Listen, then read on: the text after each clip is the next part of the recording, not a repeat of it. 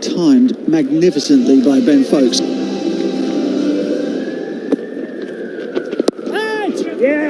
Got him. Amler closes the face on a leg break, and it's a leading edge back to the bowler. Classic leg spinner's dismissal in one-day cricket, and he gets the great Hashim Amla.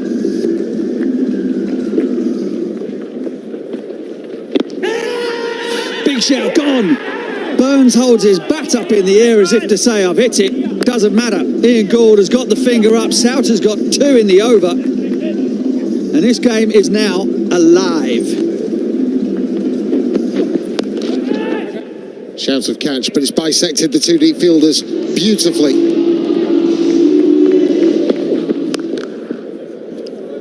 Now that's been so well timed. Again, it's a fine connection. You've got to be so pinpoint with your line. If you're not, you've got to go the distance.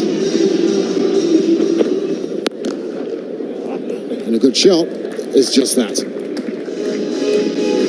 50 up for Surrey.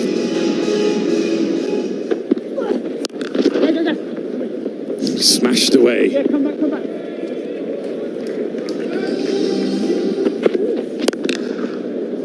Blazed away.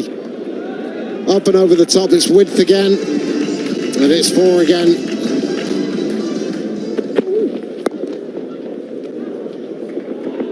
Well, they're cruising towards this victory target. 13 runs from the 16th over, 92 for 4.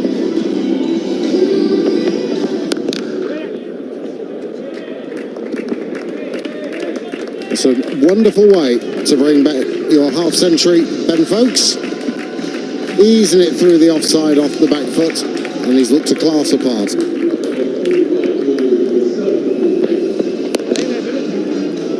Carved through the offside this time is Jamie Smith. An expensive over, 13 from it. This game almost done, so we just need a couple. 112 for 4.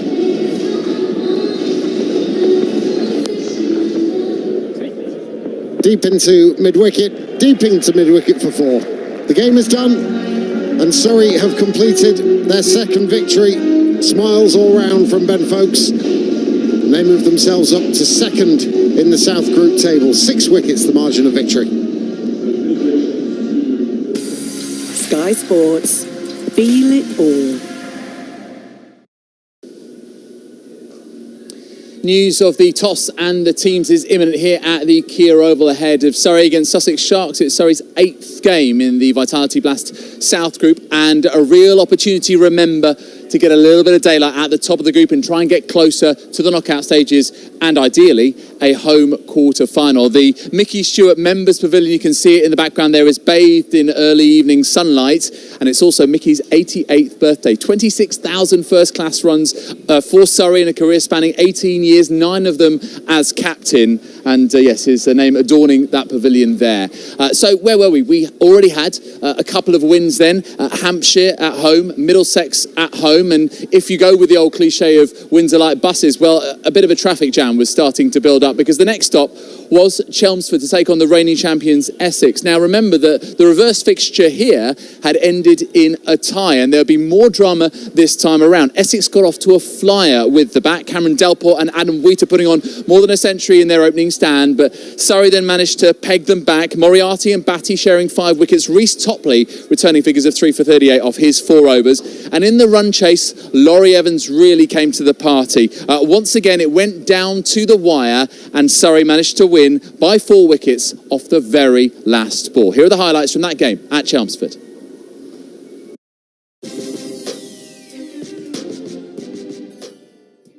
Delport finding a good gap through cover point. Oh, he's sweeping again. Good over. Just clearing that man at long leg and getting the 4 off it. I think it was Southampton. Oh, that's a big hit. That's the first 6 of the day. Well, Cameron Delport that's heading out for the river.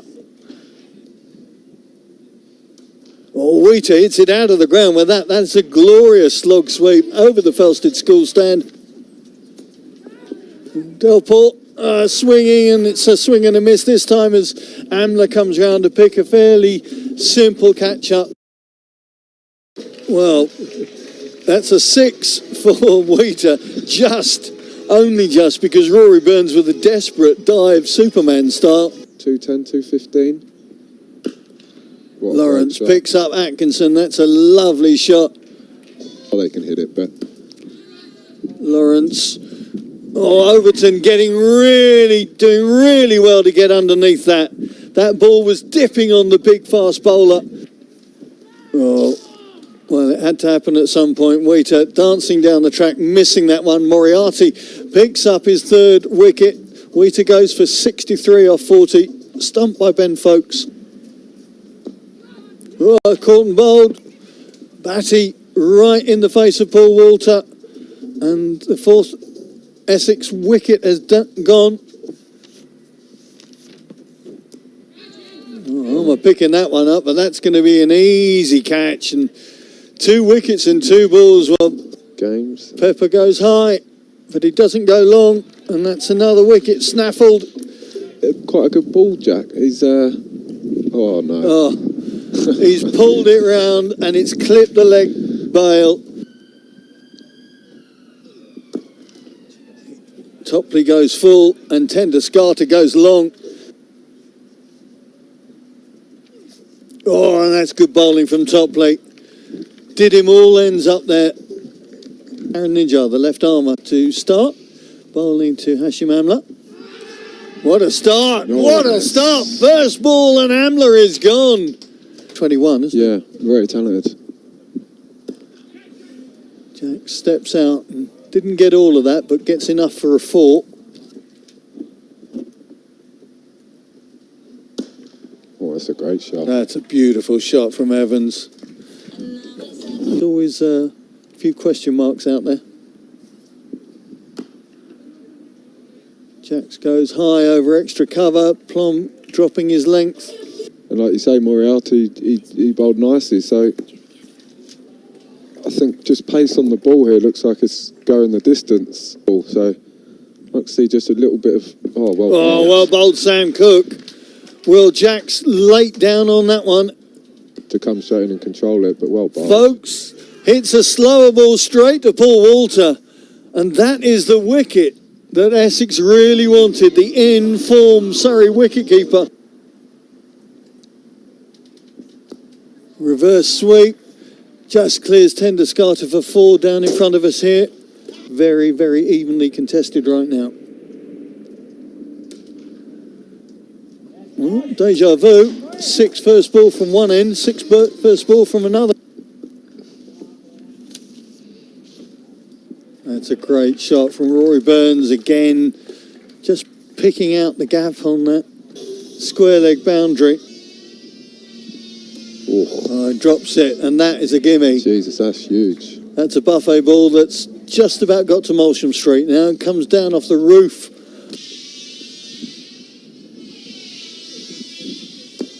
Burns goes long, but it's straight to the fielder, and Lawrence gets the wicket. Rory Burns curses himself. Oh, Overton gets it on the full and dispatches it on the full as well.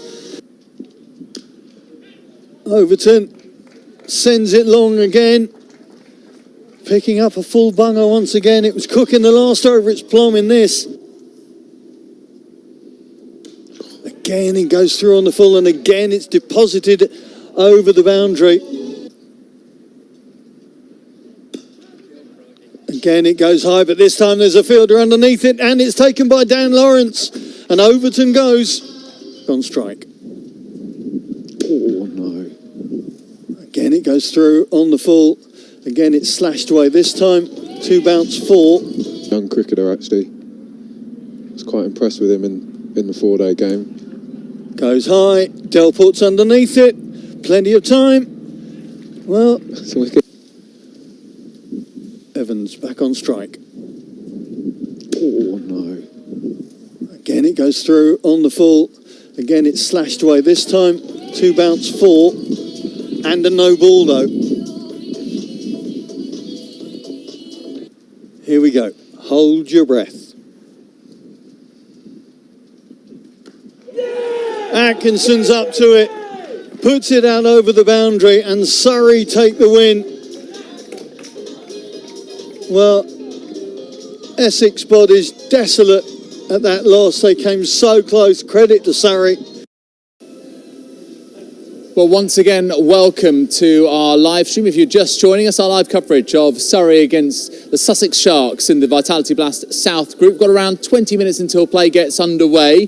Remember, this is a crucial fixture for Surrey. Already had 4 wins on the bounce in this competition, 5 in all competitions, and so a chance to really put themselves in command of this South Group should they win tonight. We've now had the toss and we have news of the teams. As far as the toss is concerned, Surrey have won it and they're going to have a bowl, and 3 of their 4 victories have come while chasing against Hampshire, Middlesex and Essex. And in terms of the team news, well, Surrey make a couple of changes from the last time that they played, which was that win against Middlesex at Lords. So Ricky Clark and Liam Plunkett come into the side, so plenty of experience there for Gareth Batty, who was out with a hamstring injury, and Laurie Evans, who is ineligible to play as part of the arrangement, the agreement that both Sussex and Surrey came to when the player was transferred between the two. So this is how Surrey will line up. Will Jacks, Hashim Amla, Ben Folkes at 3, Rory Burns, Jamie Smith, Ricky Clark, Jamie Overton, Liam Plunkett will be playing his first game here in the UK since the World Cup final at Lords last summer. Gus Atkinson, Dan Moriarty and Reece Topley. That is their 11. And for Sussex, they will line up as follows. Phil Salt, Luke Wright, Callum McLeod, Delray Rawlins, David Visa, Ravi Bapara, Aaron Thomason, George Garton, Ollie Robinson, Will Beer and Danny Briggs. We're just reliving the winning streak that Surrey have gone on, well, since the start of the season, when they went 7 games winless and now 5 games on the bounce in all competitions. And the last of those came just a couple of days ago as they managed to beat Middlesex. And this was a different type of win, to go top of the group on net run rate, put up a big score and defend it. And the way they did that was largely down to Will Jackson, Hashim Amla putting on 101 in just over 10 overs, a fantastic platform. And then the rest of the top 5 all scored 25 runs or more. And more importantly than that, Rory Burns and Jamie Overton in particular, strike rate of 250, 219 there for the victory target for Middlesex. And they were very much in the game. They're 151 for 2 with 5 overs left, and Stevie Eskenazi, the top run scorer in the Vitality Blast, and John Simpson at the crease. But those partnerships were broken up and Surrey managed to get there in the end at a canter, and they won this time batting first by 30 runs. So here are the highlights from the latest win in the Vitality Blast. He knew that he was left stranded as his helm bowls, and that's punched off the back foot in front of the same fielder, Max Holden, for 4 by Amla, the man that he very nearly ran out when it's full. Lords as Finn bowls, and over the top goes Amla, over extra cover and up towards that large empty grandstand. As Murtagh is into, he's jumped outside, the leg stump, shot over extra cover for 6. That is a heck of a shot from Will Jackson. For Middlesex. He's in to the crease now, bowls a slower ball. Oh boy, that was seen early by Jacks, and he has carved it over cover, the back foot punch for 6. Comes in once more over the wicket to Amla, and Amla, behave, down on one knee and sweeping. Bowls now, and this has been hit beautifully. How far that's gone a long way. Over mid-wicket and over the rope. Here is Holman. Into Jacks, he's down the pitch again. This could be 6 more, this will be 6 more. That's gone even further. Wow, from Will Jacks. What a way to bring up your 50. There's certainly 3 out of that 4. This one's in the air. How far has this gone towards the pavilion? It's going to come down just inside the boundary, and will the catch be taken? Oh, second chance. He took 2 goes at taking that, and what a terrific catch and a brilliant take and a breakthrough at last here. It's all funny, like. Holman is in, and this is up in the air, and it is, gone for 6. Davis running around at deep cover. Mixing it up, a bit of variety. That one is a little quicker and fuller, and it's been punched straight down the ground, and it's going to be a 4. And he's right arm over the wicket, bowling to Hashim Amla with a big pick up into the onside for 6. Don't worry about that, deep backward square leg. For Surrey. Souter bowls, and a swing and a miss for Amla. He's gone, bowled by Souter. Anderson will come over the wicket with a free hit. Rory Burns swings in for 6. So we've had 1 ball now. I mean, look at where he steps across to off stump there to play that one. Helm, fourth ball of his third over, he's in, and that is whipped in front of the fine leg fielder who'll make a desperate dive, but in vain. Of his third over, Helm, he comes in, bowls, full of delivery, hits straight to Finn at mid-off, and Burns' cameo comes to an end. An excellent cameo it was, the play. Here's the final over from the pavilion end. It's Helm in, bowls, up in the air, down to long on, and it's Anderson with the catch down below us. I paused for a moment. In over the wicket comes Finn. Oh, that's six. That's swung by Overton. That has gone miles. That has gone into the middle tier of the grandstand. New ball, please. Tom over the wicket to the right-handed Jamie Overton, right up on his toes. They'll go for two. Swung it out towards deep mid-wicket. Will they get back for the second? No. Overton is run out, so that'll be 218 for 4. Here's Topley to Holden, who top edges one over the keeper. It felt like he needed a little bit of luck to get going. He's got it. He might even get 4. He does. There's 4 Surrey fielders. The keeper, the slip, third man and long leg all converge at exactly the same moment. High score at Lords for 18 overs now. So here's Topley. Bowls, and that's picked up into the onside by Eskenazi for 6. Lovely shot. We've seen that quite a few times from him in the group. Sweeping on that cover boundary rope as Atkinson is into Holden. Oh, he slapped this straight to Jamie Smith. That's worked out well, because they just put Jamie Smith out there, brought Reece Topley up to third man on the edge of the circle. For Cracknell, last ball of the over, Overton goes pace again. Oh, that's gone big. Wow, that could be the biggest of the night. That's gone onto the roof of the scorer's box. What a comeback from Cracknell. Eskenazi on 23 as Moriarty's into him. Here goes Eskenazi sweeping for 6. Great shot from Steve Eskenazi. Left arm round the wicket once again, and this is swung for 6 by Eskenazi. Short delivery. 9 overs gone, and the start of the next over. And this one is worked away behind square on the leg side. Burns will go chasing it, but he won't be able to get to it. It's a boundary for Cracknell. He moves on to 23, and the score on to 80 for 1. I'm not too sure as it should have been. Batty in, bowls. Oh, and a stumping. And Cracknell has gone. He's been stumped for 28. He came down the pitch, beaten by a batty ball. Overton past the umpire, bowls, Eskenazi backs away and pulls to deep mid-wicket. Oh, goodness me, that was a great attempt out there by Burns. Diving full stretch to his left, it hit the rope, so it's gone for 6. But a fabulous effort by Burns. We're in the 12th over. Batty in a little quicker. It's gone a long way over mid-wicket and cow corner. That's into the boards. It's another 6. Inside the 30-yard circle as Overton comes in now. He bowls, and that goes big over extra cover for 6. Huge shot into the grandstand, about 4 or 5 rows back. Here is Moriarty's left arm around from the nursery end, and that goes big. Is it big enough? Yes. Well, everybody hesitates. As Moriarty makes a quick couple of steps to go in. Simpson goes big. He's going to go, though. It goes up in the air and taken at backward points. He's gone for 31 from 18. 151 for 3. Overton is in to Eskenazi. Well bowled right up there. Oh, he's going to have a shy run out. Eskenazi run out. Overton off his own bowling. Brilliant bit of work. Swung round. That he's settled in quite quickly as Moriarty bowls, and down the track he comes, doesn't get all of this, and long off comes in and takes a fine catch on the move. Well, if you just joined us here at the Kia Oval, you've arrived at a very opportune moment, whether you're watching on Facebook Watch or on YouTube or indeed KiaOval.com. We're joined right now by the Surrey and England batsman Ollie Pope. Ollie, it's great to see you, although admittedly I would hope it to be in better circumstances. You're obviously out of action at the moment. Just tell us how the shoulder operation went and how your recovery's been going. Yeah, the op went well. As far as I know, I'm seeing the surgeon again on Tuesday, sort of 10 days post-op now. So yeah, it's frustrating, it's annoying. It feels a whole season without being able to put on a Surrey shirt is very frustrating. But yeah, I guess the road to recovery is it'll feel like a fairly long one, but I've got a few goals to sort of strive towards now. I was going to say, I mean, at the start of the season we really missed you because couldn't get a win for love nor money. Then suddenly 4 wins in a row in the Vitality Blast. That's another one, the one in the Bob Willis Trophy against Sussex as well. It has been some turnaround. So maybe they don't miss you quite as much right now. But I'm just interested in terms of the recovery. Obviously, it's a shoulder injury, but it must affect the whole of your body, I guess, in terms of what you can and can't do. So what have you been able to do in terms of recovery? Yeah, not a great deal so far. It's been sort of 4 weeks without actually doing any sort of exercise.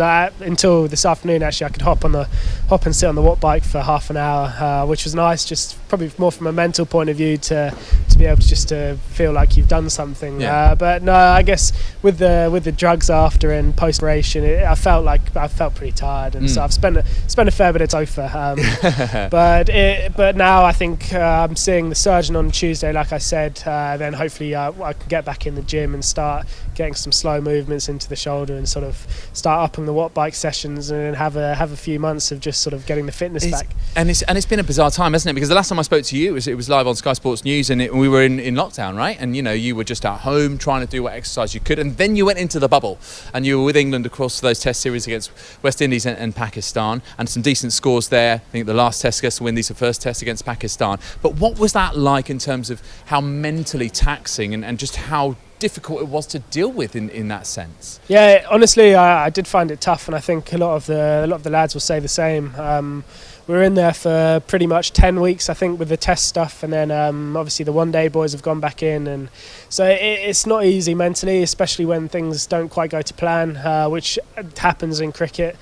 Fortunately, we only lost one game, so I guess we got that bit out of the way early doors. And naturally, when you're winning games and you score some runs or the lads take some wickets, things feel okay no matter what you're doing. But when you do miss out with the bat and you sort of have a few rough days, and you're back in your hotel room 20 minutes after nicking off in the last over of the day, and you're back looking over the ground when you just want to escape to be honest, you want to escape for an evening and just try and switch off or go see the family. But so it's got its challenges. It was great to be able to spend so much time with the lads and sort of get to know each other inside out, and you get some friendly competition and table tennis, a bit of pool, and we had a few things to keep us occupied. And brilliantly, and it did so well on social media, the football bin challenge.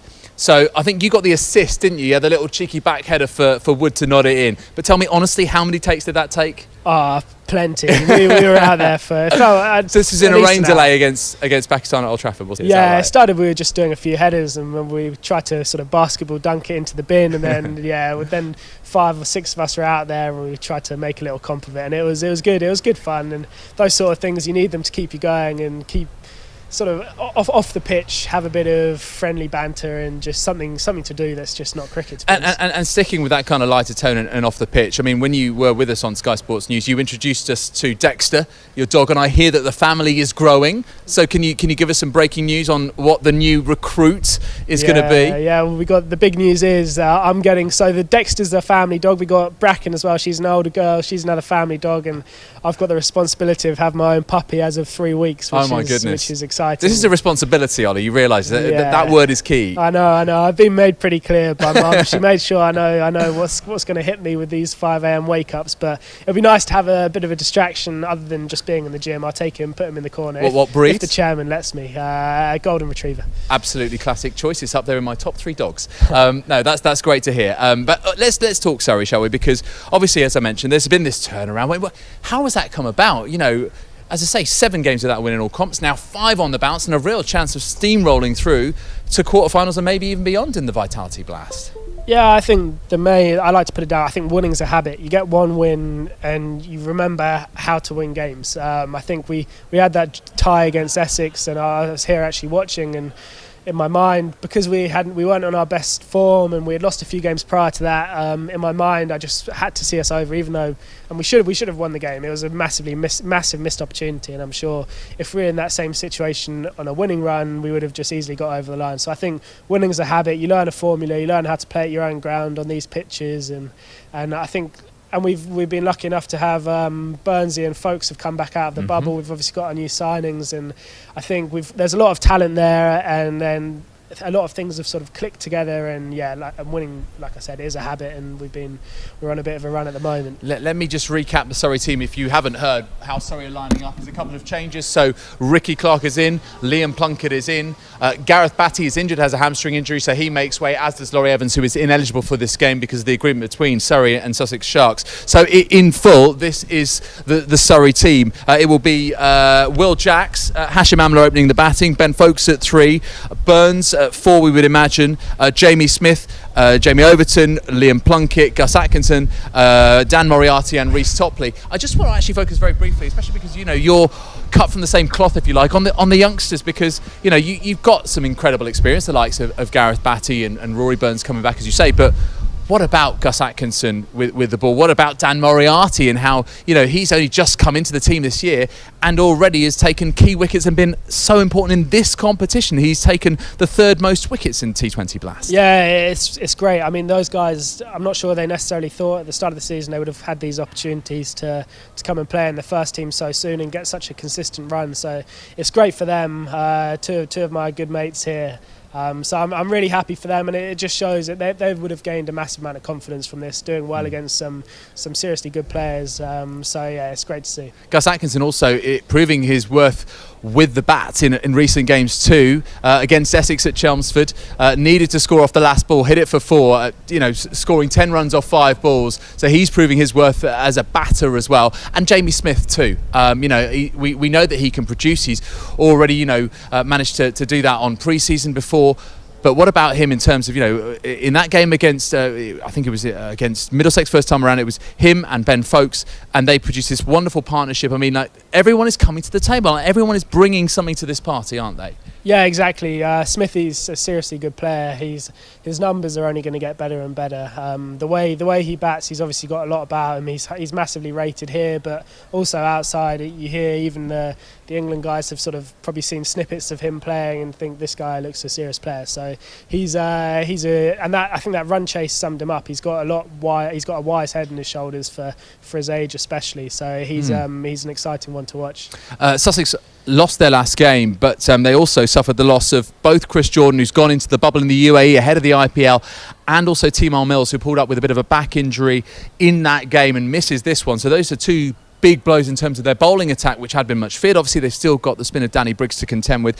But in terms of their top 6, have a look at this. Phil Salt, Luke Wright, Callum McLeod, Delray Rawlins, David Visa, Ravi Bopara need to make inroads there as Surrey bowl first. Yeah, absolutely. I think Salt's obviously very dangerous at the top of the order. Wright's been in some seriously good form. I think Delray was 60 not out of 30 the other night, so he's another dangerous player, and they've got the experience of Visa as well. So it's a good lineup, but hopefully we can get a few early breakthroughs and get into them early.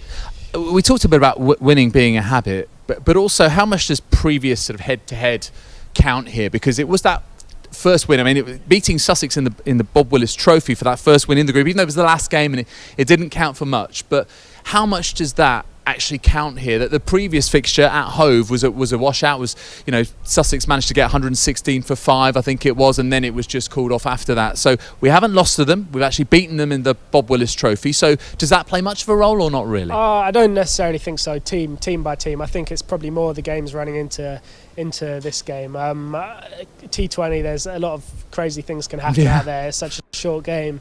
All it is one player having a day out on either side, and they can just completely change the course of it. So I wouldn't say necessarily, but should be an exciting one. Well, it absolutely should be. You've got the top run scorer in domestic T20 cricket as well, Luke Wright, and he said that it would be great for them to try and win this trophy, at least make finals day for Jason Gillespie, because of course he's departing as their head coach. But how do you keep someone like Luke Wright quiet? Because, you know, if he gets going, he really does get going. Yeah, absolutely. I think with someone like him, he's obviously in a good bit of form. I've seen him get a couple of 80s on the TV.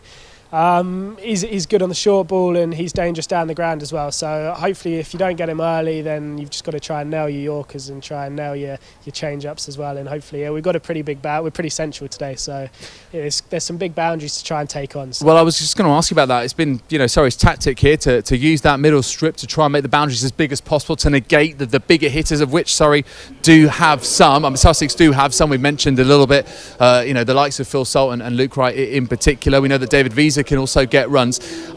We know now that, you know, they're trying to negate their big hitters, but spin plays a big role as well, doesn't it? We know this, and obviously they don't have Scott Borthwick in this game, and it's going to be down to Dan Moriarty and Will Jacks, two young guys, one of whom perhaps wasn't even expecting the responsibility to bowl 4 overs. So how much of a role do you think that could play? We've got the paceman in there, absolutely, but a lot of responsibility on those 2 spinners, surely. Yeah, especially so far on the pitches that we played on so far. They have spun and have been slightly slower. This is a newer wicket. I'm not sure how it's going to play. So if it does offer a little bit of spin, yeah, they'll play a massive role in this game. When you hear the music, the walkout tunes, and you see the players walking out onto the field of play, do you miss it? Oh, absolutely. I haven't played enough cricket to be sick of it just yet. It's a shame there's not sort of 20,000 in as well. That would make me miss it even more. But 100%. I do get very jealous when they're playing and I'm just sat here with it. But that's sport, I guess. That's part of it. It is surreal, though. It is T20 cricket without a crowd. But, of course, we hope that situation improves fairly soon. Ollie, it's been an absolute delight speaking to you. Thank you very much. So, as you've seen, Surrey have won the toss. They've elected to bowl first. So our commentators, Adrian Harms and Mark Church, let's join the commentary now. Surrey live stream for commentary, and also run ragged between the wickets as well. If you run hard, you can pick up 2s and 3s on this ground. It's going to be Reece Topley with our first delivery. He's coming in over the wicket from the Vauxhall end, left arm over to Phil Salt, who's looking to pull him off the front foot. Bottom edge onto his front pad, rolls straight back up the pitch. And Reece Topley does the fielding off his own bowling. And there is no run. They got the slip in there. There's third man on the edge of the circle. The backward point. There's a cover. There's mid-off Liam Plunkett. Long on is Will Jacks. There's a deep backward square. Hashim Amla stood on the edge of the circle at fine leg. As Topley, left arm over the wicket he comes. To the right hand is Salt, who's forward, opens the face, guides this one down to third man. And the throw comes in from Dan Moriarty. And there is no run. So, yeah, as I say, you've got to play cute here. You've got to be able to knock balls into gaps and run hard. You'll see a lot of hard running tonight. And then against the spinners, if you're going to go big, you're going to have to get all of it, because they are huge boundaries.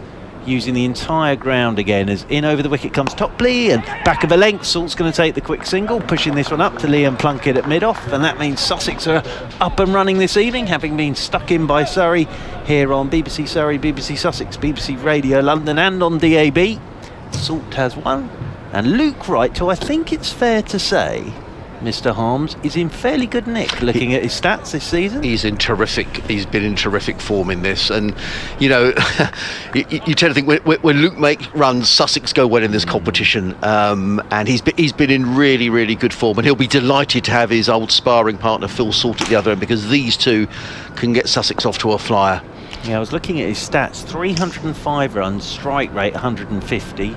Salt now 108 runs, strike rate of 191. Actually, I think it's fair to say four players for Sussex have done most of the scoring. As in over the wicket comes Topley. First ball for Luke Wright. He's cutting, and it's just past a diving Rory Burns at backward point, and runs away for our first boundary of the evening. So Luke Wright's up and running. It's always a worry for the opposition when he jumps onto the back foot and cuts his first ball for 4. Yeah. And Sussex are 5 without loss. Yeah, and it's a favourite shot for Luke Wright. And then, you know, Reece Topley was down at Sussex last year, left at the end of the season.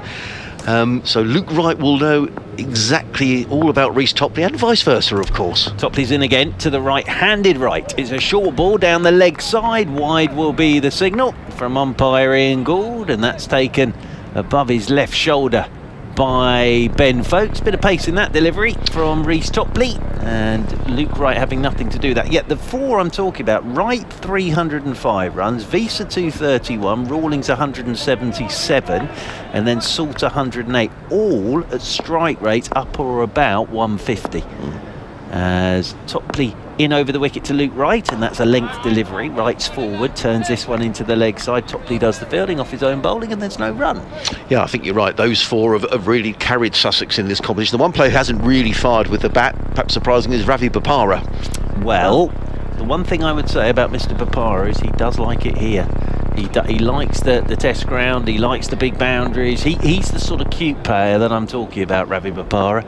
Maybe tonight's the night, as Topley's into Luke Wright, and that swings a touch as Wright turns it leg side into Gus Atkinson. There's no run. End of the first over then, here on BBC Surrey, BBC Sussex, BBC Radio London, and on DAB, of course. Sharks 6 without loss.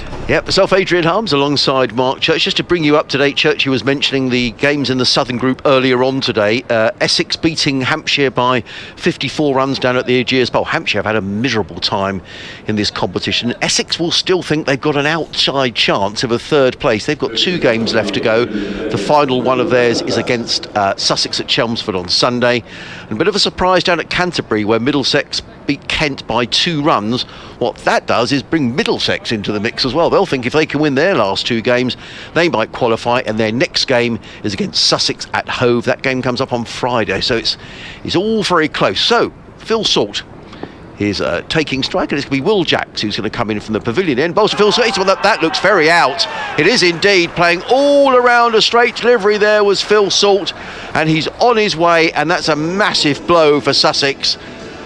And a big blow for Surrey as well. Absolutely plumb. I mean, the umpire sure was just waiting to put his finger up, but he was absolutely bang in front. We're seeing it again on the replay. Well, it's absolutely out. He was looking to swing that one away over mid-wicket. And Phil Salt, who's been stuck up in the England bubble for a week or 2 now, comes back and he's on his way for Sussex. And that's a big blow for the Sharks. Yeah, what you've got to say there is Phil Salt didn't even have a look at Will Jacks. He's just gone after him first ball with the slog sweep, and yeah, it looked out from here, and we're behind Phil Salt, so that's a huge wicket for Surrey. To get one of those big 4 out early is massive. And again, Will Jacks, this role that he's taken on now, and we were talking about it before we came on air, the fact now he's got this string to his bow. You know, he is opening in every game now for Surrey with his off spin. It's a huge asset to Will Jacks' game, and that's a massive wicket, and the Sharks 6 for 1.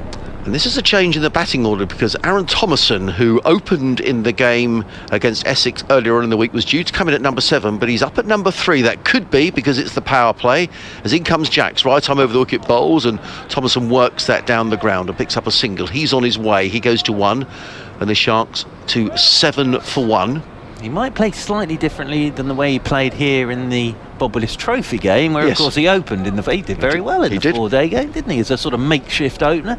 But yes, I think here it's put back to ball. But again, sorry to mention it, it's the last time I will this evening. You have got to be cute here. You really, as a batsman, you have to be cute. You cannot bang every ball out the ground, because the outfield's so big. In comes Jacks again, bowls, and right rather feels for that outside the off stump, plays it to backward point, fielded by Reece Topley, who's down on his knees, but he prevents the single, and it's a dot ball. The Sharks 7 for 1. Luke Wright on 4. Phil Salt already back in the pavilion just for 1, as in comes Jacks again, and Luke Wright is down the wicket and plays that down to long on, picks up a single, does Luke Wright. He goes to 5, and the Sharks to 8 for 1. If you want to get in touch with us, then you can tweet us at BBC Sussex Sport or at Back and Across, or you can email us sussexcricket@bbc.co.uk, as Will Jacks just makes an adjustment to his field, and he's now got a deep back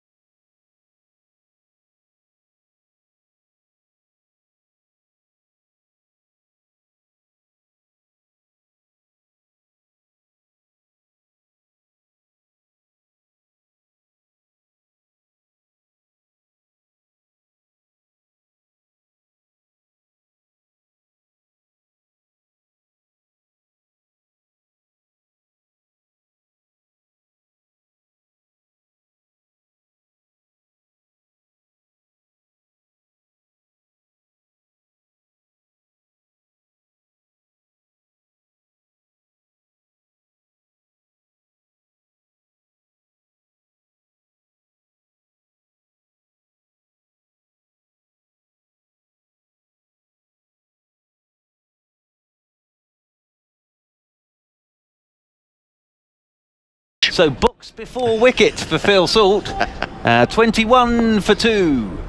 And they cross, so Luke Wright's back on strike as Topley is in over the wicket to right and covers up, turns into the leg side, no room to work with that. Good bowling again from Reece Topley, good over this from Reece Topley. End of the over, 3 gone, and the Sussex Sharks are 21 for 2. Here it is again, I'm just seeing it on the BBW, straight in his box. It is. You're absolutely so, right. He's in front, it's hit him in the nether regions, bang in front. So Phil Salt had to go. And Sussex might have to just do a little rebuild job here with McLeod and Wright at 21 for 2 after 3 overs. Well, Jacks, despite picking up that wicket with the first ball that he bowled, has been taken out of the attack. We've got a change of bowling, and it's going to be Gus Atkinson, who's going to come in from the pavilion end. The oval just looks fabulous. This ground, the floodlights are on. The new Peter May stand is sort of always going up. It always seems to have progressed since I was here last week, Churchy. That's going to be ready for next season. The old pavilion right in front of us, floodlights on, the ground looks immaculate, and well, what a wonderful setting. As in comes Atkinson, right arm over the wicket, coming into bowl to Callum McLeod, who places firmly straight back down the track, and Atkinson fields off his own bowling, and there is no run. 2 fielders outside of the 30-yard circle is what you have to have in the first 6 overs. This is the power play for those of you listening who aren't familiar with this format of the game. Third man and a deep backward square are those 2 fielders, as Atkinson in his light blue duck egg shirt runs in towards us and bowls, and McLeod works this 2 backward point, and again there is no run, fielded there by Jacks, and a good solid start here by Surrey. Yeah, very good. They've sort of worked out their way of playing T20 cricket. And they're sticking to it, and I think what's done them the power of good, but you know, they're against a very good Sussex side tonight, of course, but it's the 2 wins away from here I think did them the power of good. 21 for 2 as the Sharks, as in comes Atkinson, bowls that's short from McLeod. Just have to wait and see whether you've got a little nick on that onto the thigh pad, or whether it was a leg bye, and the umpire signals that is a leg bye. So the Sharks go to 22 for 2, and that brings Luke Wright on strike, and Luke Wright will know, as he so often does in T20 matches, that a huge responsibility lies with the skipper. He's on 14. Sussex 21 for 2, with Salt and Thomason already back in the pavilion for 1 and 5 apiece. But Atkinson waits at the far end of the ground, the pavilion end, and now is on his way to bowl to the Sussex skipper. He's in and bowls, and Wright tucks inside the line, plays it into the offside, and that's a well-judged single. Ricky Clark coming in from cover to field, but the batsmen were through for a comfortable single, and Wright goes to 15 and the Sharks to 23 for 2. Must say that we'll be joined at some point this evening by Mr. Kevin Howes, of course, who's here for BBC Radio 5 Live. So Mr. Howes said he'll come and join us at some stage this evening, which will be an absolute joy as always. Absolutely. In comes Atkinson again, running towards us. He's in and bowls, and McLeod, well, is it fair to say that was a bit of a nothing shot really outside of the off stump? He looked as if he was looking to play into the offside, then he seemed to change his mind, and the ball whistled past the outside edge and taken by Ben Folkes, and there is no run. That was an indifferent shot. He's sort of indicating to Luke Wright it kept low on him, but I don't think it did. I think it was just he didn't go anywhere on the crease. He sort of just stood there, and I don't think he was quite sure whether he was trying to cut that or run it down to third man. Atkinson again is on his way. In bowls, and McLeod up on his toes and plays this down towards third man. They've taken 1. Topley is quickly round. They'll look for 2 here. The throw comes in. This could be tight.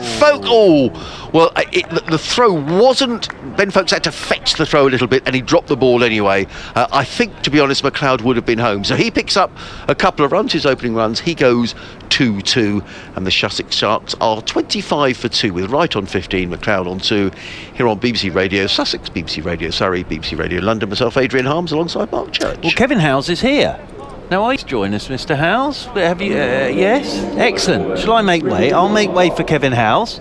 And then when he comes back a bit later, well, you can make way, Adrian. That's the way we'll do it. Well, we've got a change of bowling. Reece Topley has come out of the attack. His 2 overs are figures of 1 for 12 for Reece Topley. And it's going to be Ricky Clark who's going to come into bowl from the Vauxhall end, the 5th over, with the Sharks at 25 for 2. He's going to be bowling to Luke Wright. as in comes Clark, number 81 on the back of his shirt. He's in over the wicket and bowls, and Wright plays this down the ground. Too long on. Will Jacks comes running into field. One more to Luke Wright. He goes to 15. And the Sharks, 16, and the Sharks to 26 for 2. In terms of the one-day international, I know some people don't like us to mention the score because people quite often like to wait for the highlights, which are on the BBC tonight at 11:30. So well, just spoil their day then. Go on. Well, I'm not going to spoil it for them, but let's just say England are doing rather well. I think you've spoiled it for them. Yeah. Clark is back to his mark. 26 for 2. We're in to the 5th over, being bowled by Clark, who's on his way from the Vauxhall Inn. Bowls to McLeod, who plays it into the offside and takes a comfortable single. And McLeod goes to for 2. I have to say, good start from Surrey here, Kevin. Look at these two teams. Good, strong teams, aren't they, in this competition? And you think of the Luke players Wright in McLeod. So I was just going to say in Luke Wright and McLeod, although it has been a good start for Surrey, the Sharks still have got plenty left, and Surrey will be well aware of that. Clark is on his way from the Vauxhall Inn, running in under the lights, comes in and bowls, and forward comes Wright and plays that quietly down the ground to mid-on and picks up another single, does the Sussex skipper. He goes to 17 and Sussex to 28 for 2. And you think, Kevin, about the players who aren't playing. So for Sussex, no Archer, Jordan, Mills. For Surrey, neither of the Curran brothers are here. I think Surrey are probably a little bit disappointed that Sam Curran can't play. He was left out by England today. Who else isn't playing? No Gareth Batty for Surrey. No Jason Roy. Got an injury, yeah. In comes Clark. Bowls, and McLeod works that one down to fine leg. They've taken one. They'll come back for the second one. It was almost a deep backwards square, and that's a good bit of fielding out there as the throw comes into Ben Folkes. So just the one to McLeod. He goes to 4, the total to 29 for 2. Good fielding that to prevent a second run. Yeah, got to be alert. I mean, it's a big area out there. They know the ground, they know their area as well, but they know they've got to attack that ball and put pressure on it. If they're looking for the ones, maybe ones into twos, got to be attacking that ball and stop them from being tempted. There's Jamie Overton out there. In comes Clark and bowls and hits Luke Wright on the thigh pad. The ball dribbles out onto the offside, fielded there by Atkinson, and it is a leg by. The total goes to... Is that going up to 30? Right, yeah, 30 for 2. McLeod on 4, Wright on 17. And we're in the 5th over. One ball of this over to be bowled by Ricky. I'm looking towards Church now and saying veteran Ricky Clark. Is that fair? I mean, he seems to have been around forever. I thought you were looking around to Churchy and saying veteran. No, Ricky Clark. He's right on the edge of the 30-yard circle. Just down below us is Ricky Clark, number 81 on the back of his shirt, and he comes running in away from us under the floodlights. Bowls to Callum McLeod, who plays that into the offside, fielded by Reece Topley, and it is a dot ball. So a good opening over by Ricky Clark. One more over to go in the power play, and the Sussex Sharks are 30 for 2, having been asked to bat first, with Thomason and Salt already back in the pavilion. And quite obviously, that does not look a great power play score. No. Those 30 runs to lose Phil Salt, you know, a lot expected of him, but probably unfairly to come back in and produce straight away. But obviously that's a big wicket. We've got that so cheaply for 1, and then Thomason to follow so quickly afterwards. But you know, if you've lost 2 here, what do you do if you're McLeod and Wright? Do you think, right, well, this is not a great power play, so let's see what we can get off this final over, or do you just sort of settle in and say let's go for the long haul here, as long as you can save a T20 game? I will be fascinated to see how they play this. It's Wright on strike on 17. He comes down the pitch, just out of the grasp of the man there at cover point. Is he going to run all the way to the boundary? They'll run through for 2, they'll come back for 3. The right arm throw now, be interesting to see that one. Did that carry all the way to backward point? If it did, it would have been a very, very difficult low catch anyway. But we saw the intention, at least, of Wright. He is going to try and make the most of this. We also saw some decent running in the field to pull that back. But I think that's Jamie Overton. I'm not sure if he's hurt himself, actually. Whether it was a chance or not. He's up on his feet now. Yeah. He's rubbing himself down. He's had 2 players have come up to him and said, Jamie, are you all right? And on that point, he's got up, thinking somebody's noticed. And he's going to be okay. He's a big, strong lad, you know, from the West Country, isn't he? I'm not sure if that was a chance or not. Difficult to and had it been taken, it would have been quite a snatch low down. Next delivery, Owen trying to dab that one Away was McLeod. Doesn't get anything on it through to the keeper. With Gus Atkinson bowling from the pavilion end on another glorious night here, and a bit of breeze blowing. You can see the flag high above that wonderful Mickey Stewart Members Pavilion, and I believe I'm right in saying Mickey's birthday today. Mickey Stewart's birthday. Happy birthday, Mickey Stewart. Now, it's a good stop. I'm going to put that down as a very good stop there from Will Jacks, diving to his right-hand side. He had a chance to snatch it and catch it. It will go down technically as a drop, but I'm telling you, he was so quick to that. And therefore I'm going to give him 8 out of 10 all the same for that one. I don't know what your thoughts are on that one, Adrian. Well, that would have been one of the catches of the season had he hung on to that. I mean, he's disappointed, but my word, just to stop that would have been a brilliant catch had he hung on to that. The standards are so high. 33 for 2 the score here now. Worked away again uppish, but it's going to be safe out through mid-wicket for McLeod. Will that be stopped? No. The fielding there, just trying as desperately hard to get his left hand out to it. Can't do so to pull it back in. So that's going to be a 4. Trying to make the most of this power play and doing okay at the moment. And they need to. The score moves up to 37 for 2. McLeod with that boundary has moved on to 8. An eventful final over of the power play here, of which there are 2 balls remaining. And that one, will that be 4 again? Pulled away? Yes, it will. Behind square on the leg side.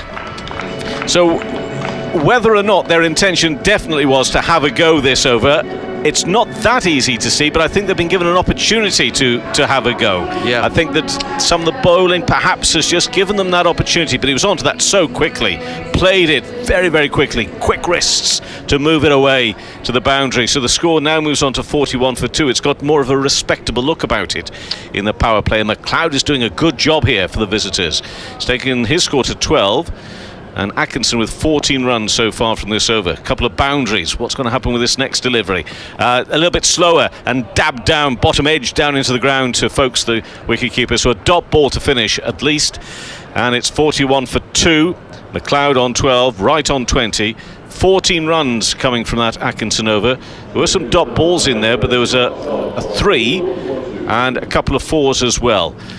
So Phil Salt out for 1.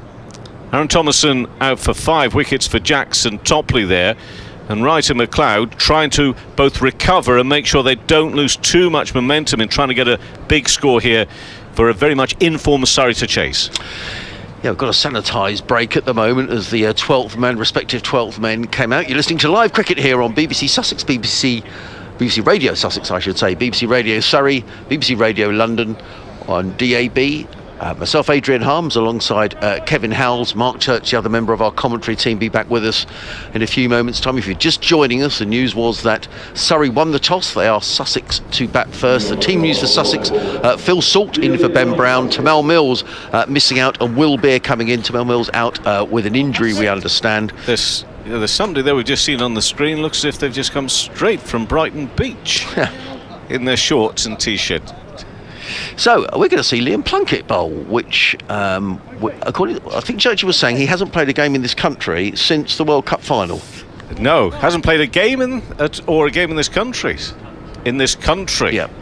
So he's coming into bowl from the Vauxhall end to bowl to the right-handed Luke Wright, who's on 20. The Sharks 41 for 2 as in Plunkett bowl, short, pulled away by Luke Wright, only as far as Atkinson, who's fielding at deep mid-wicket, and it's a single.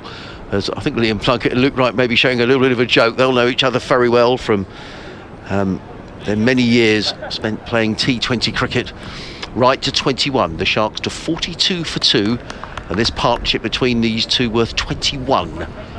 After Salt was out for 1, Thomason for 5. Earlier on in this southern group today, wins for Middlesex over Kent and Essex against Hampshire, which has bunched everything up and made it even more interesting. It has. It's looking a good group. Plunkett in again, bowls, and McLeod turns that on the onside. And they've taken 1, they'll look for 2 here, but there wasn't a second run there as Overton came in very quickly from deep square leg to field. 1 more to the total, 43 for 2. Clever bowling from Plunkett. Trying to take the pace off a little as well, we'll see if he's going to mix it up along the way, but taking the pace off, making it difficult, frustrating the Sharks. Both McLeod and Wright would want to see that ball flying to all corners of this ground. Plunkett is making it difficult. 43 for 2 are the Sussex Sharks. McLeod on 13, Wright on 21 is about to face as in comes Plunkett and bowls, and hits Luke Wright on the pads. The ball dribbles back to the square, and Hashim Amla comes up from a short fine leg to field. One more to the total. The Sharks go on to 44 for 2 in the 7th over. Surrey having won the toss and decided to bowl first. Just 3 matches left now, including this one in this southern group, and really 4 teams, you would say, including Middlesex, now in contention for one of those top 2 places. Very much. As in comes Plunkett over the wicket and bowls, and McLeod is beaten. There's a good delivery by Liam Plunkett, and McLeod was groping for that outside the off stump, taken by Folkes. No run. He signalled to the other umpire that he'd had a word about something. Plunkett is back down below us. Wonderful sight. Floodlights really starting to take effect now as Plunkett runs away from us. Coming into bowl to the right-handed Callum McLeod. He's on 13. That's pulled away by McLeod, but only down to deep mid-wicket, fielded there by Atkinson, who gets in the throw. One more to McLeod. He goes to 14, and the total to 45 for 2. It's a bit of like a tennis play, but like a smash, wasn't it? Touch of Wimbledon about that. It was. In this part of the world, to show how well I know the capital. Coming from up north. It's not total ignorance up north. A little bit, but not total. But Plunkett's figures, look at this. Yeah, just 3 runs off this over so far from Liam Plunkett, who's coming into bowl to Luke Wright. Now a change in the field. The fine leg has gone back onto the boundary, and the long on has come up inside the circle as in comes Plunkett, bowl short down the leg side, and that's going to be signalled a wide by Ian Gould, having moved the fine leg down in that direction. So he had protection, but that was wide down the leg side. And that's another one to Sussex. They go to 46 for 2. And one more ball to be bowled in this over, the 7th over of the Sussex innings. Having been asked to bat first here by Surrey this evening, Plunkett already back to his mark and running away from us. Coming into bowl to the Sussex skipper Luke Wright. He's in and bowls, and Luke Wright doesn't time that. He plays it through the covers. You probably heard the shout of go, go, go. Luke Wright gets a single. He will retain the strike. It is the end of the 7th over. And the Sussex Sharks are 47 for 2 with McLeod on 14, Wright on 22. This partnership worth 26. Do you think when he says go, go, go, it makes himself run a little bit quicker, or maybe his partner run? If he'd just gone go, they might have just gone slowly, but he goes go, go, go, go, and it's sort of just by the rapid fire, the legs start moving, the arms start pumping. But this score still 47 for 2. Sussex just a little bit wary, although having lost those 2 early wickets, they'll be grateful they've not lost any more, of course, but they've got to get on with it a bit here. Now this young man bowled very well in the county match here, the Bob Willis Trophy match. Dan Moriarty, I think he took, was it 13 wickets or 12? 11 in the game. There we are, I got it completely wrong, but he bowled very nicely indeed. Well, I think completely wrong is a bit harsh on yourself, to be honest with you. But he bowled very well. And we're looking forward to seeing him. Moriarty coming from the pavilion end. In bowls now his spin and pushed into the offside. Right, we'll get a single. There's a big gap out there, but they'll just jog through for one. The singles are okay. The singles are okay because Surrey will know that Sussex at some point have got to start to take a little bit more risk. Now, they won't be too worried about these big gaps if they push it and run hard for one. They've got, as I say, come in quickly to make sure those ones don't turn into 2s, but the singles at the moment are all right. Moriarty again to bowl. It's time to McLeod. McLeod won't be able to get a run here. Works away onto the onside, and then we see Folkes whipping the glove off. He's very quickly from behind the stumps to prevent any thought of a single there. Moriarty in again. Left arm around and looking to sweep this. And the bails are whipped off. Keepers are doing me like a kipper up and down the country at the moment. They're taking catches, and they're still. It's something that they do now. I don't think in the way they used to, which is always take those bails off. They always take them off, regardless. He was lightning quick, wasn't he? Then, folks. But it's a dot ball. Next delivery. Whipped away and beaten the man extra cover, and that's raced away. That's a lovely shot. It's a beautiful shot there from McLeod, and one of those shots again, you just look at it and you see it race away and you think, how have you done that? Because there looks to be so little effort put into it. Let's take a look at this again, because it's just sort of just a step back and slap, A man who, of course, was very important in England's success in the World Cup. Absolutely key. Of an age where they thought, well, perhaps now we will have to look elsewhere, but tonight he's proving, well, that might have been a bit of a mistake. He certainly has still got the skills and the talent to produce at the highest level, and he's doing so this evening. Comes in and bowls the new batsman, who's Delray Rawlings, and Rawlings works that onto the onside. They've taken one, but folks is very quickly round to field that ball at always a backward square leg position. 1 to the total. Let's see if that came off the pad. Yes, it did come off the pad, and Rawlings is still yet to score. 58 for 3 are the Sharks. Callum McLeod made 22 in 22 balls with 4 fours. And Sussex Sharks are 58 for 3, and you just feel as this innings develops so much now for Sussex, depending on Luke Wright, who's taking strike now. He's on 24 as in comes Plunkett bowls, and Wright drives firmly down the ground to long on. Will Jacks comes running in off the boundary, literally down below us, and gets in the throw to Ben Folkes. And one more to the Sharks. They go to 59 for 3, Wright to 25. And Delray Rawlings, who's been in sparkling form in this competition, both with bat and ball, surveys the field. The left-hander. And he'll see that there are 2 men out on the leg side. One of Delray's favourite shots is straight down the ground to long on. There's no one fielding down there. The 3 men on the leg side, there's a deep mid-wicket, a deep backward square and a fine leg. As Plunkett is on his way to bowl to the left-handed Rawlings, yet to score. 59 for 3, and Rawlings punches that down the ground, and a good bit of fielding by it Plunkett was off his own because bowling. he's onto it quickly as the batsman, and it could easily be racing away, but just bowled it straight away down to it. Well, I heard you talking the other night when you were at Lord's in the Surrey Middlesex game, Kevin, and you were saying the standard of fielding is terrific, isn't it? You know, it's what excites me probably more than most anything else in the game at the moment. Well, that was brilliant. Just where they're taking this standard of fielding, the catching.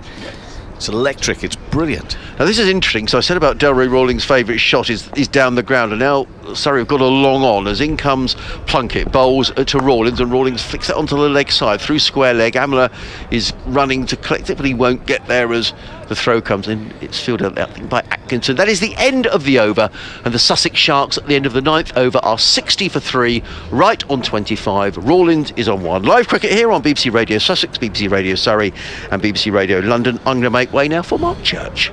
Thank you very much, Adrian. Lights are on.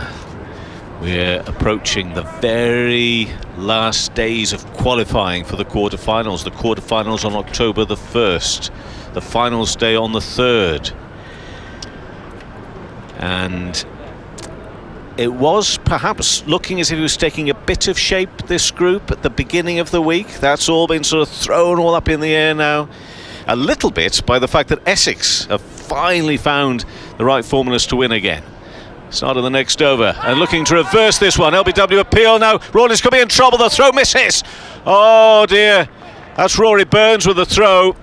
And if he had have actually got that on target, I think that would have been the end of Rawlings. He would have gone, and that would have been a mighty blow again to the Sharks, who've lost that wicket so quickly. Now he's got to get back up on his feet. I think he's going to be okay. Umpire Gould showing the other side of Umpire Gould there, the loving, caring Umpire Gould. Are you okay? Or was it, get up, we need to get on with it? Well, I don't know. It's very interesting, because Adam and I at the back of the box have just been discussing Gunner the Musical for umpire Ian Gould, and who would play who in Gunner the Musical. Moriarty bowling again to Rawlings, worked away on the onside. They'll scamper through for 1. You've already got the feeling here with the running, the way that they set off. There's potential maybe for utter chaos, but also they cover the ground quickly. Well, 61 for 3. So much happened in that delivery for no runs with Rawlings there, and but again, this is the size of the ground. It just makes players try and nick singles. It's right on strike now. 25 not out, comes down the pitch, pushed into the offside, and you know, he gives the impression he's halfway down the pitch before he's even played that shot. Yeah, he's completed half the run. Yeah, he's looking a bit itchy here. Is Luke Wright to get on with this? Rawlings is on strike now. Left-handed Delray Rawlings. 2 not out. Moriarty bowls upish but safe out to deep mid-wicket. It's just going to be the single There's a lot of ground out there, but he hit it well, and he did strike the ball very well, but you could almost do with taking a little bit off to create that opportunity for the second, but it can't be done. So he moves on to 3, and the Sharks are up to 63 for 3. We're in this 10th over. And again, Moriarty in a little bit shorter this time, and pulled out to the long on boundary for a single by Luke Wright, who's still there, whilst Wright is there, whilst Rawlings is there. Surrey will be well aware of the fact they've had a good night so far, but there is so much more still to be done. Well, Rawlings was one of my 4 batters for Sussex. Moriarty to Rawlings. He sort of leans back, he tries to create something really special. In the end, it's a single out on the onside. He was really looking there to try and lift that one and launch it away through square leg, but he'll keep the strike, and it takes the score at the end of the 10th over to 65 for 3. Rawlings on 4, Wright on 27, and Moriarty goes, I can tell you because he's going to be on a board somewhere.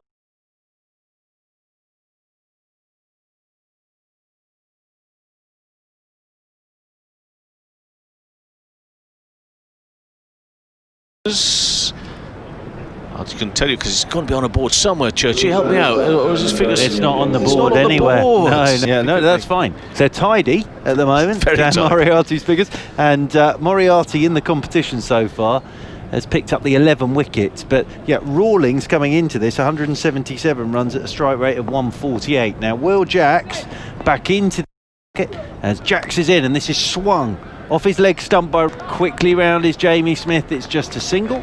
Rawlings moves on to 5, 66 for 3 Sussex in the 11th over. But yeah, Wright now in the competition this season, 333 runs. Rawlings in the competition now, 182. Both strike rates up around 150.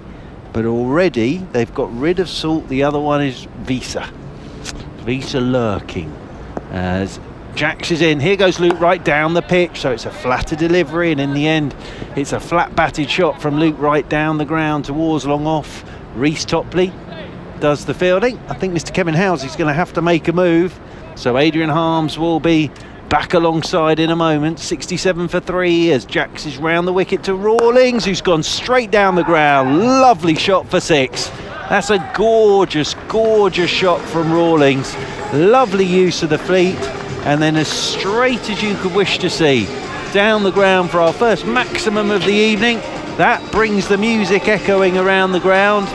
Rawlings moves on to 11, 73 for 3, and Reece Topley has to go and retrieve the ball down below us by the covers, but that's a lovely shot from Dalray Rawlings.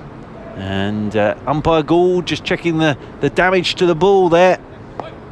Reece Topley will stay down at long on as Rawlings waits again. Jacks is into him, flatter ball. Rawlings looks to pull, and it hits him on the pad, rolls away behind him, picked up by Ben Folkes. But yeah, Ian Gould, one of the great umpires, and his autobiography, Gunner, I would recommend to everybody.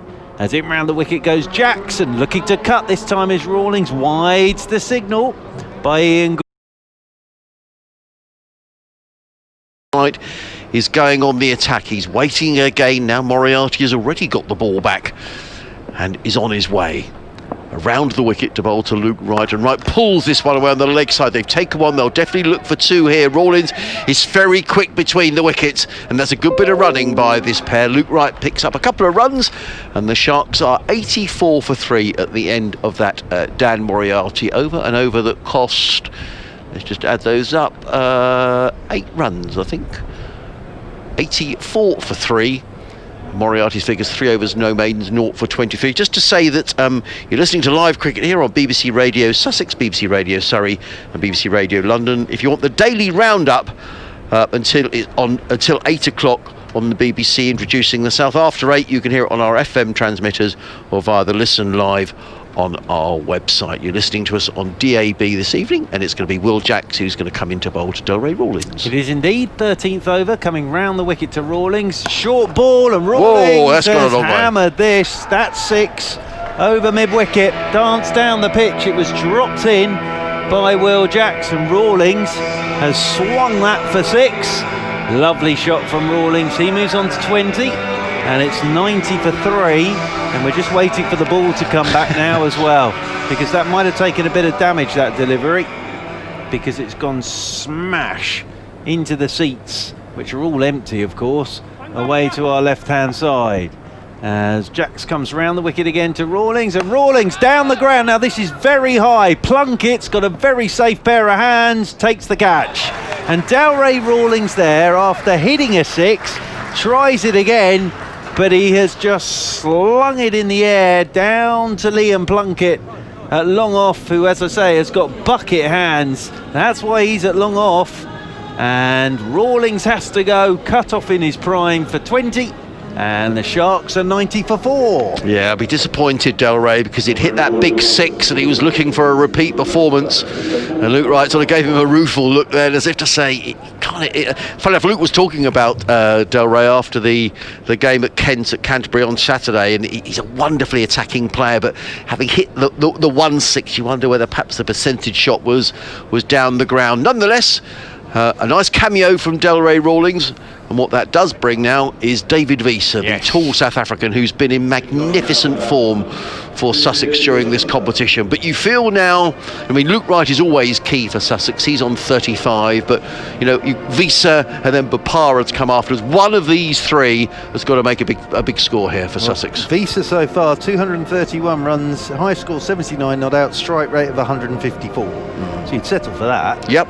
As he comes out to the middle to Sussex by the Sea. Yeah, good old Sussex by the Sea. There it is, being echoing around the Kia Oval. So Luke Wright and David Wiese have a bit of a natter out there. They crossed, it was up there a long time, but it was a good catch from Liam Plunkett here on BBC Radio Sussex, BBC Radio Surrey, BBC Radio London. Bit of work for Sussex to do. Liam Plunkett looks like he's never been away, Churchy. He's still quality. As I say, every game he played in the World Cup, England won. That says something. So, Luke Wright on strike on 35 as Will Jacks is over the wicket to him, and Wright is forward and nudges this one down towards short fine leg, and they'll pick up a single as Moriarty comes up to do the fielding. So Salt gone for 1, Thomason for 5, McLeod for 22, Rawlings for 20, and the tall figure of David Wiese with his magnificent hair, right-handed, comes on to strike. I'll say it again, it does look as if he's got one of those novelty hats on which has the hair stuck to the back of it, doesn't it? It's tremendous, tremendous. So, and he's using a Newbury. I'll get excited again like I did during the Bob Willis Trophy game. So, he waits as in over the wicket goes Jacks, and Wiese turns his first ball straight down to short fine leg. Moriarty does the fielding, and David Wiese is off the mark straight away. Good running that by Luke Wright, actually, because that was straight to Moriarty, but Luke Wright had made up his mind. He was at the non-striker's end and he called David Wiese through for that single. Good running by the skipper. He's very fluorescent as well, David Wiese. He's got all sorts of colours. As forward goes Luke Wright, turns this one into the leg side. He's going to pick up a single, one more to the total, because he's got orange soles on his boots, then he's got orange stripes on his boots, then he's got orange fingers on his gloves. He's wearing a sort of dark coloured armband thing. It's fantastic, because he's all looking to cut Wiese, chopped straight onto his stumps, and he'll get a single down to Moriarty. But a very good over that from Will Jacks, slung by Rawlings over mid-wicket for 6. But Sussex 90 from Will Jacks. And thanks for joining us here at the Oval on the most beautiful September evening. It could almost be the middle of summer. It really is a glorious evening here in the capital. The floodlights are shining brightly. You've got the royal blue colour shirts of Sussex, the duck egg blue shirts of Surrey. The outfield looks magnificent. The Oval looks magnificent. And what a setting. The Sharks 94 for 4, as Churchy was saying, here on BBC Radio Sussex, BBC Radio Surrey, BBC Radio London. Myself, Adrian Harms, alongside Mark Church, and Kevin Howells, the other member of our commentary team this evening. And this game delicately poised. 94 for 4, right on 37 is key for Sussex.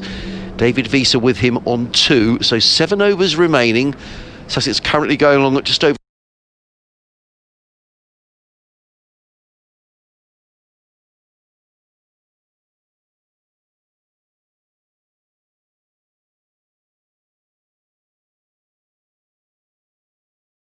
7 and over. As in comes Ricky Clark, bowls to Vita. Vita looks to hammer that one away through the covers.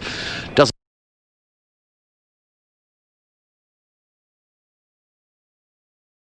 time it. The ball dribbles away into the offside, fielded by Burns, who comes in from short extra. One more to Visa. He goes to 3. The Sharks 95 for 4. Churchy, you know this ground so well. I mean, what if you're Luke Wright out there now, what are you thinking is a total that Sussex could reasonably hope to defend? 150 from here. Yeah, right. 150 from here. It can't be too many games that Luke Wright's in the 14th over and he's 37 not out. Yeah. So it's not easy. In comes Clark, bowls, and Wright swings that down the ground to long on. It's just a single to Luke Wright. He goes to 38 and the Sharks 96 for 4. So that's interesting. So you think if Sussex get around 150, they'll feel that's a decent on here. Defendable, right. Definitely defendable on this ground, on this wicket, which has got no pace to it. Defendable. 150 from here. That'll be hard work for Surrey, I think. Clark is back to his mark at the pavilion end as the sun sets over the capital, and Clark is in and bowls, and Visa hammers that one away to backward point. A fine tumbling stop there by Reece Topley. Reece Clark, so he's taking all the pace off. He knows where his fielders are. So far we've had 3 big shots and we've had 1 run. It's not straightforward, it really isn't. And with the 3 spinners in the side, Luke Wright will be filing all of this away in the back of his head, as will the coaches. And they'll know 150 if they bowl well on him with their bowling attack as well, and that's defendable. Yes, Beer, Briggs and Rawlins will be the spin options for Luke Wright. In comes Clark and bowls, and Visa works this one to backward point, footed there by Topley, who gets in the throw. They're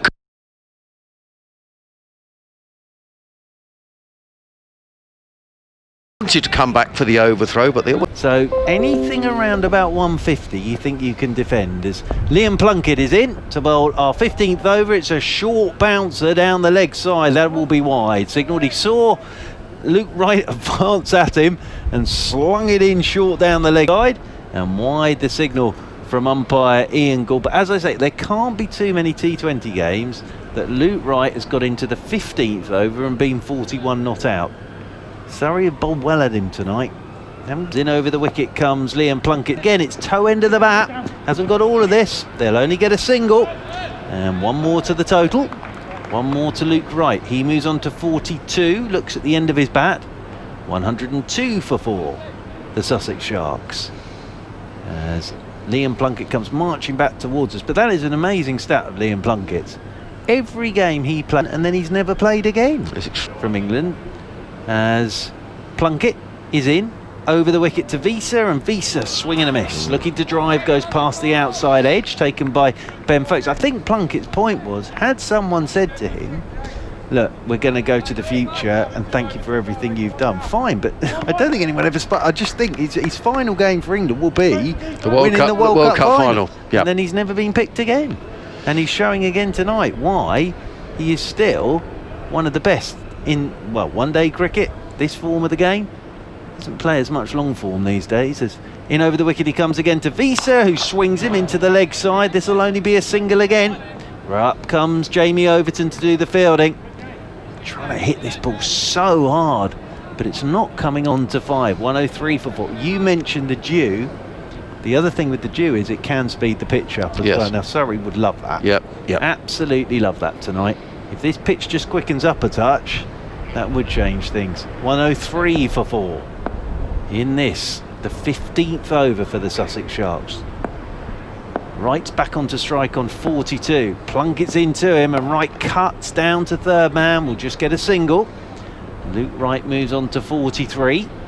Sussex Sharks moving on to 104 for 4.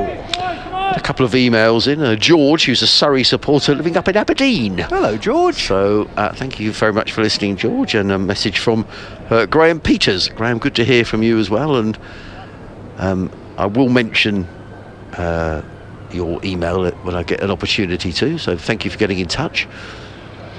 An Aberdeen Surrey supporter. Yeah, that's right, George. Yeah, tremendous. 104 for 4 as in over the wicket comes Plunkett. And Visa, oh, good bowling, looks to push it into the offside. They'll scramble a single, because again, no timing on that from Visa. Good running, but it's just one more. Very good over this from Liam Plunkett so far. But wide first up and then just come back with dot balls or singles. 105 for 4, the Sharks. Let's look at the options that Rory Burns has here. Reece Topley's only bowled the 2 overs. He'll bowl the last 2. Gus Atkinson has bowled 2. Ricky Clark's only bowled 2 so far. Topley's figures 1 for 12 in 2. Clark 0 for 10 in 2. And Liam Plunkett's got 1 over to bowl after this. Here comes Plunkett once more. In over the wicket to Luke Wright, and Wright pulls. 1 bounce out towards Jamie Overton at deep mid-wicket, and they will take the single. And that'll be 1 more to the total. Very good over. Again, 15 have gone. 106 for 4. So 5 remaining. Well, Topley will definitely bowl 2 at the back end. Ricky Clark's going to bowl 1 here. You'd have thought probably Gus Atkinson will slip another over in somewhere. I'm not sure we're going to see Jamie Overton bowl tonight. I'm not sure this is the wicket for Jamie Overton. Jamie Overton's been doing some real damage with the bat, actually, coming in sort of number 4 or 5 and just smacking it to all part. In comes Ricky Clark, running in from the pavilion end. He's in and bowls to Luke Wright, who hammers that one away on the leg side, but again it's through mid-wicket, but straight to the fielder. Comes in from deep mid-wicket to field. Who's that all the way out there, Church? Is that Smith? I think it's Jamie Smith. No, Gus Atkinson. Sorry. Gets in the throw. 1 more to Wright. He goes to 45, Luke Wright. Might try, because Moriarty's got 1 more. He might just try 1 more of Moriarty as well, just fizzing that left arm into the pitch. 45 off 36 deliveries for Luke Wright. A change in the field. Boundaries for Luke Wright? Luke Wright so far 4 4s. That's for Luke Wright. It's a very slow small boundary count, isn't it? For sure. Very similar innings he played at the Aegeus Bowl last week. As in comes Clark and bowls, and Visa looking to hammer that one down the ground. He gets a thick outside edge. The ball just comes down below us to third man, fielded by Moriarty, who gets in the throw that goes over the head of keeper Folkes, and Folkes turns around and gives Moriarty a bit of a look. But fortunately for Surrey, Ricky Clark, the bowler, was backing up and prevented any overthrows. 1 more to Visa. He didn't intend that to go there, Church. He was looking to drill that down the ground. I think now, just anywhere really, if you can find it. We haven't had a boundary for a while, have we? 108 for 4 are Sussex win the 16th over, so overs beginning to run out for the Sharks, but as Marcus said, 150 could well be a very good score on this pitch. As in comes Clark and bowls, and Wright is bowled. Luke Wright's on his way. A slower delivery by Ricky Clark. Luke Wright looking to hammer the ball down the ground, but the Sussex skipper is on his way for 45. A 5th wicket goes down for the Sussex Sharks, who are now 108 for 5. Luke Wright is gone for 45. David Visa on 7. And that's going to bring out the new batsman, Ravi Bopara. Always, certainly down last week at the Aegeus Bowl, Mark, Luke Wright, bats pretty much to the end of the innings, and that's so important, and he'll be annoyed to get out at this stage. A new batsman coming in, and not even easy for batsmen to come in now and get a move on with it straight away. Good off break, that from Ricky Clark. Genuine offie. I think it turned. I think it turned on Luke Wright. It was a good delivery, that. I think Will Jacks would have been pleased with that one. But yeah, look, Luke Wright there on timing at all, but he's tried to go through the 20, but knew he had to get on with it. So Ravi's out there now. Now Ravi hasn't really lit up the T20. No, he hasn't. For Sussex. No, but not at all. Tonight will be a good night. Well, absolutely. He waits now for Ricky Clark, who's running in from the pavilion end. He bowls, and Bopara is forward, plays it onto the onside. They've taken 1. They'll think about 2. It's very quickly in from deep mid-wicket to field, so Bopara is on his way. And the Sussex Sharks 100. We've got 2 more balls of this, the 16th over, then 4 more overs to go for the Sharks. David Visa is on 7. Off of 9 balls, and he's been scoring prolifically in this competition so far as David Visa. Likes to hammer the ball straight down the ground, but there is a long on, no long off at the moment, as in comes Clark again. Over the wicket bowls, and Visa plays firmly to short extra cover, fielded there by Rory Burns. And it's another dot ball, and David Visa just looked a bit frustrated there. Good over this from Ricky Clark. Yes, three in the wicket. Yeah. I'd like to see that wicket again of Luke Wright, because genuine off break from Ricky Clark. Ricky Clark, 38, 39, Churchy? 30 something. Yeah. At the back end. Let me put it this way. He's at the back end of 30. Yeah, so testimonial next year as well. No one deserves one more than Ricky Clark. I just wonder whether he's going to be the Surrey version of Darren Stevens down at Kent. As in comes Clark, and bowls a Visa, plays that one down. That is over long off, and that's will romp the tall South African on strike. So this over has so far cost 19 runs. Atkinson will be hoping to get out without any further damage, but they were big blows from Bapara, weren't they? I forget if it's the second or the third six that probably went back about over a dozen rows, Churchy. That was a big hit. I think it's fair to say he got hold of all of them. Yes. But the third one went a very long way. But there you are, that was genuinely a cameo from Ravi Bapara. Strolled out there, 3 sixes, strolled back. 151 for 6. So Garton, the left-hander, is out there. It'll be Topley to bowl the last over from the pavilion end. And Gus Atkinson taking a bit of tap, obviously, but good comeback, getting Bapara. So, Garton, left-hander, waits for Atkinson. As over the wicket he comes, and swing and a miss to a ball that's just going away from him. That is a good comeback from Gus Atkinson, but a good over for Sussex. 1 to go. 151 for 6 here on BBC Radio Surrey, BBC Radio Sussex and BBC Radio London. And Visa's on 26, and the other key thing is Visa's on strike. Yes, I don't think that's a disaster for Sussex that George Garton has missed out there, because Sussex will want Visa on strike for as much as these final 6 balls as possible. So if you've just joined us, thanks very much for listening to our cricket commentary live from the Oval, which just looks a picture. We're looking at the wonderful old pavilion at the far end of the ground, the Mickey Stewart Members Pavilion. The floodlights are on. It just looks magnificent as in comes Topley running towards us. The final over of this innings is in and bowls to Visa, and Visa clubs a full toss down the ground to long on. Now Surrey will want to prevent 2 runs being taken here, and indeed they do, as the throw came in from Will Jacks all the way down in the distance in front of the pavilion. Visa goes to 27, and it brings George Garton on strike. And I'd have thought the tactic here from George Garton would be, let's just push one into the offside, take a single, and get David Visa back on strike. 152 for 6. Well, Surrey will have to score their biggest total that they've scored yet in the T20 at the Kia Oval to win this tonight. So that's the other thing that Sussex can take into the second half. Now there are 4 men saving 1 now on the offside, so there's room on the leg side for Garton to take a single, as in comes Topley and bowls, and Garton, a bit of a mixture of pad and bat. See how much bat was on that? None whatsoever. It's a leg by. The ball just dribbled down in front of him, and David Visa very quickly called George Garton through for that single. So 4 balls to go, 153 for 6, and David Visa to take strike to Reece Topley. As in comes Topley over the wicket bowls, and Visa hammers that one away. Is it going to be caught down at long off, or is it going to go for 6? It's gone for 6 runs. Hammered away by David Visa. There was a fielder down there at long off. It was Liam Plunkett. He couldn't do anything about it. The ball sailed over his head, and Visa hammers another 6. He goes to 33, and the Sharks to 159 for 6, and Visa's at it again. Yeah, good from David Visa, isn't it?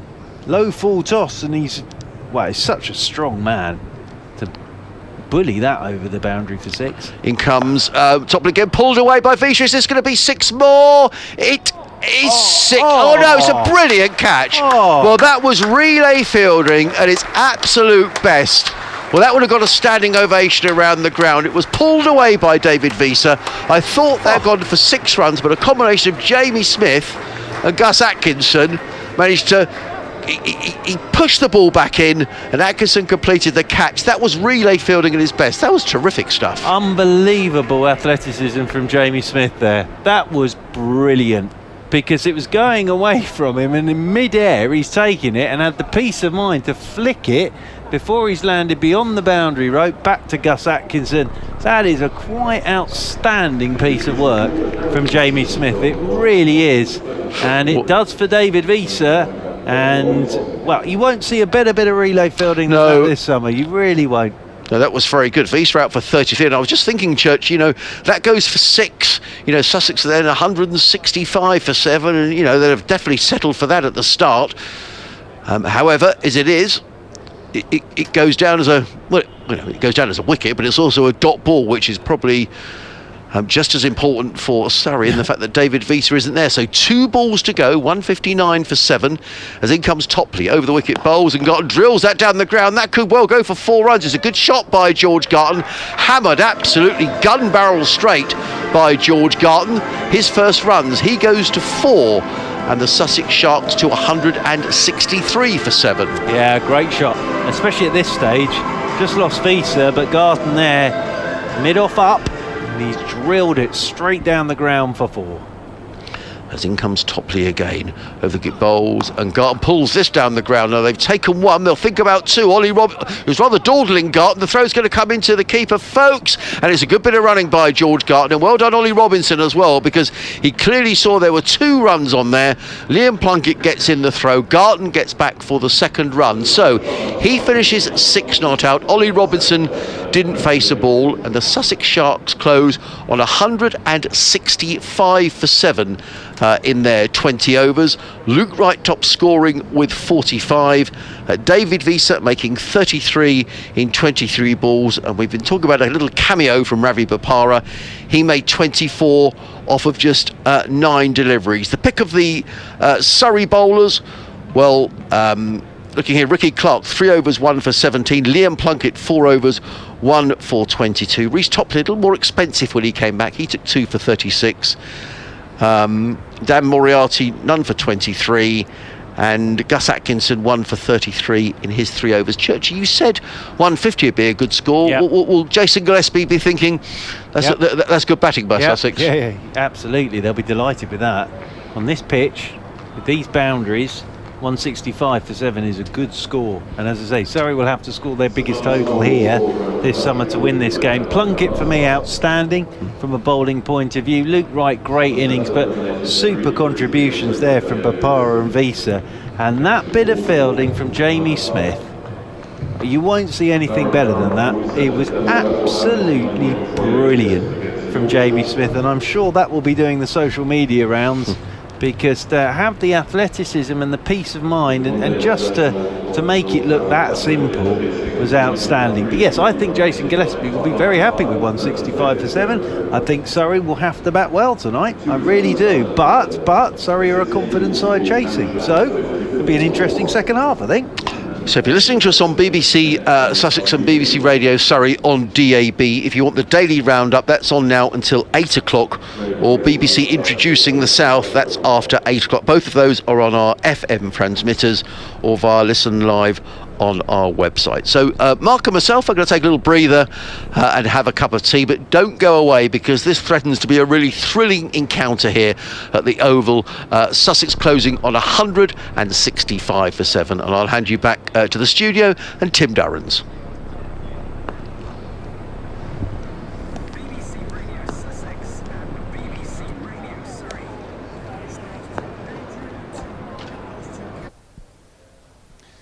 Adrian Harms and Mark Church on commentary. Sussex Sharks 165 for 7 off their 20 overs. As you can see, the Surrey England batsman Ollie Pope is here alongside me.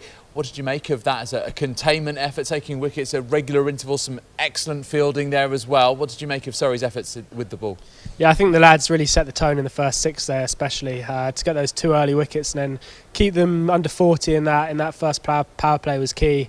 And then it looks a pretty good wicket from here. Hard to say from the outfield and not being able to chat to the lads, but it does look a pretty good batting wicket. So hopefully we've kept them under par. Oh, we talked about this before, didn't we, Ollie? That Sussex up top looked strong, and certainly getting Phil Salt out early. We know how destructive he can be as a batsman, with him being trapped LBW by Will Jacks early on. As you say, that set the tone. But how impressed were you by Surrey's ability to stop the partnerships growing too quickly and let anyone really get a foothold in this game to then launch from and really post a very big score to chase? Yeah, they were at them and they didn't give them much. Obviously Delray Rawlins looked dangerous at one point, as did Luke Wright and as did Bopara there. So whenever they looked like getting on a slight run, we managed to break that partnership up, which was key in sort of keeping that score hopefully to blow a par. mentioned the return of Liam Plunkett, first game in the UK since the World Cup final at Lords last year. Can you believe it's been, over a year since he played on home soil, if you like, but managed to return very, very economical figures and took a wicket. And also Ricky Clark, who got rid of Luke Wright. So just shows that experience counts for so much in a game like this, doesn't it? Yeah, absolutely. The experience of those two, and then sort of the youngsters in there as well. But it's great for Pudsey to come in and do so well there. I know what he's like. He's obviously achieved a massive amount for England and in his previous counties, but he'll want to really set the tone at Surrey and really try and lead from the front. And he's done exactly that tonight. And Ricky as well. He hasn't obviously played the last few games, but he's come in there and has got some seriously good figures, and he's got the big wicket of Luke Wright as well, which is key. And talking about some of the experienced players involved in this game, because for Sussex, Luke Wright, David Vietza, Ravi Bopara, they're all 35 years of age, and for Surrey as well, I mean, Pudsey's 35 and Ricky's 38, and you've got other senior figures at Hashim Amla 37. Just shows that their value in the shortest form of the game. And talking about those figures, Liam Plunkett 1 for 22 off 4, so going at 5.5 and over. Ricky Clark 1 for 17 off 3, so again under 6. And Reece Topley 2 for 36 off 4. Will Jacks 2 for 29 off 3. The only bowler who had one over which was a little loose, and that was Gus. He was hit for 3 sixes in a row by Ravi Bopara. Do you think that those runs just give that extra bit of value to Sussex's innings that could prove crucial, or do you think this is all still very much in Surrey's hands?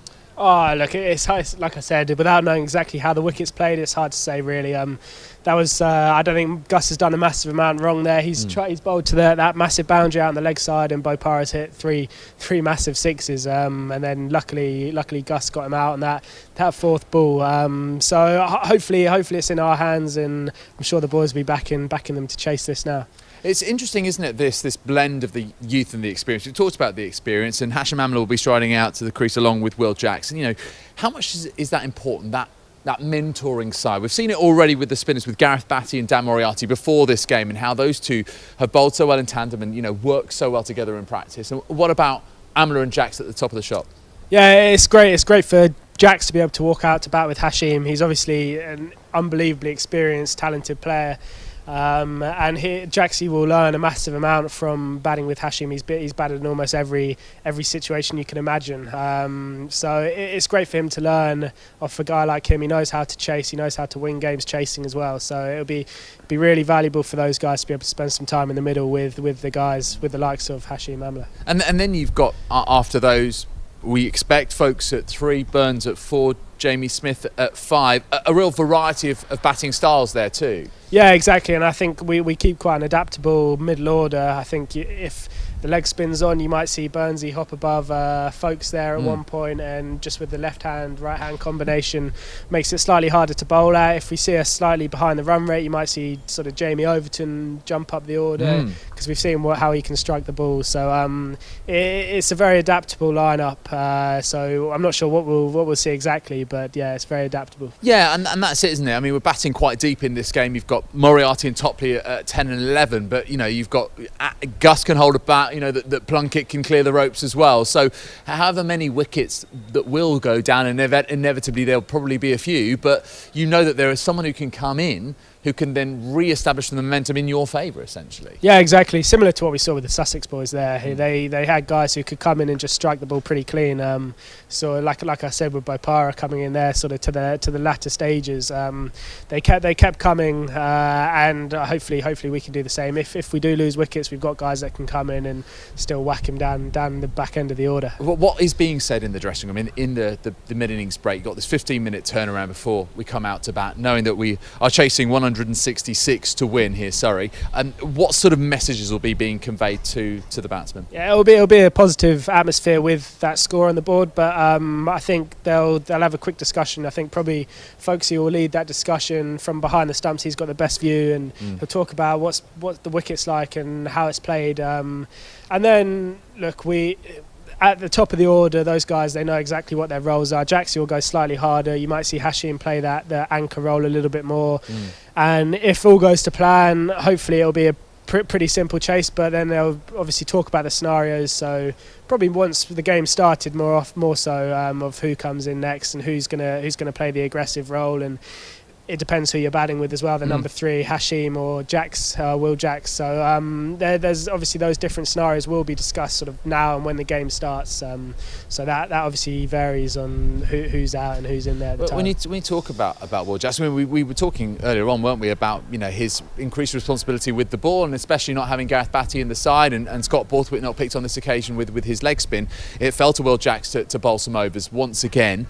But in terms of a batsman, how do you see him progressing, especially being guided by Hashim Amla? As we mentioned, that sort of mentoring role, but he had an opportunity this year because of Jason Roy being in the bubble and Aaron Finch not being here. He's learnt from the best there too, and now I feel he's starting to just pick up a bit of momentum and understand his role in the side. Would you say that that's a fair assessment? Yeah, absolutely. I think he's another one. He's got all the talent in the world. He could easily be going to the next level and being successful there, and you look at the way he plays, the way he nets, and when he comes off, the way he strikes the ball as well. You look at that and it's like, geez, this guy is a ridiculous player, and he's just got to learn the right balance, in which I think he's done. It looks like he's progressed massively this year, and he's shown great signs of it last year as well, of just getting that consistency up as well. When Jason's around, he's another guy who's perfect to learn off. They're both real clean strikers of the ball, and from Hashim, he can obviously provide that slightly different angle to look at it from. But he's a quick learner, and I was chatting to Gareth Batty there during that first innings, and apparently he's been ridiculously impressive bat balling in the field this year. And also, I suppose a player at his stage of his career, it's only natural, isn't it, that you start thinking beyond your club and what your potential career aspirations could be, and you'll see someone like you, Ollie, who's obviously done so well, having played 15 first-class matches. Suddenly you're playing for England, and who can play in all forms of the game, and this guy can bowl a bit as well. So he can probably think, if I carry this on, it's such motivation, isn't it, for a potential career within T20 cricket, franchise cricket, England cricket. I mean, it's all there for him. He's got the world at his feet. Yeah, absolutely. I think the one as a youngster, as a talented youngster, that's the one trap you don't want to fall in. You want to just let your cricket do the talking, and then those things will look after themselves, and those things will come. And I'm sure he'll go on to the next level as well, and get to play in T20 franchises, and hopefully get a go for England at some point as well. But for now, it's easy to look too far ahead, and it's that's when you fall into that trap. So if what he's doing now is ideal, it's perfect. He can just keep focusing on that next game, that next innings, and then he'll be perfect. Well, we'll see how he fares. Jackson Amla at the crease as Surrey aim to chase down 166 for victory. Let's rejoin the commentary with Adrian Harms and Mark Church. Across the oval, don't hear too many aeroplanes these days, as in comes Danny Briggs, opening and bowling for Sussex, bowling to Hashim Amla, who's straight away off the mark, drilling the ball down too long off, where it's fielded by George Garton. So Amla is on his way. Just a welcome back to all the watchers on the live stream as well. And 166 it is for Surrey to win. And you've got the artist and the power now out there in the middle, Amla and Jacks.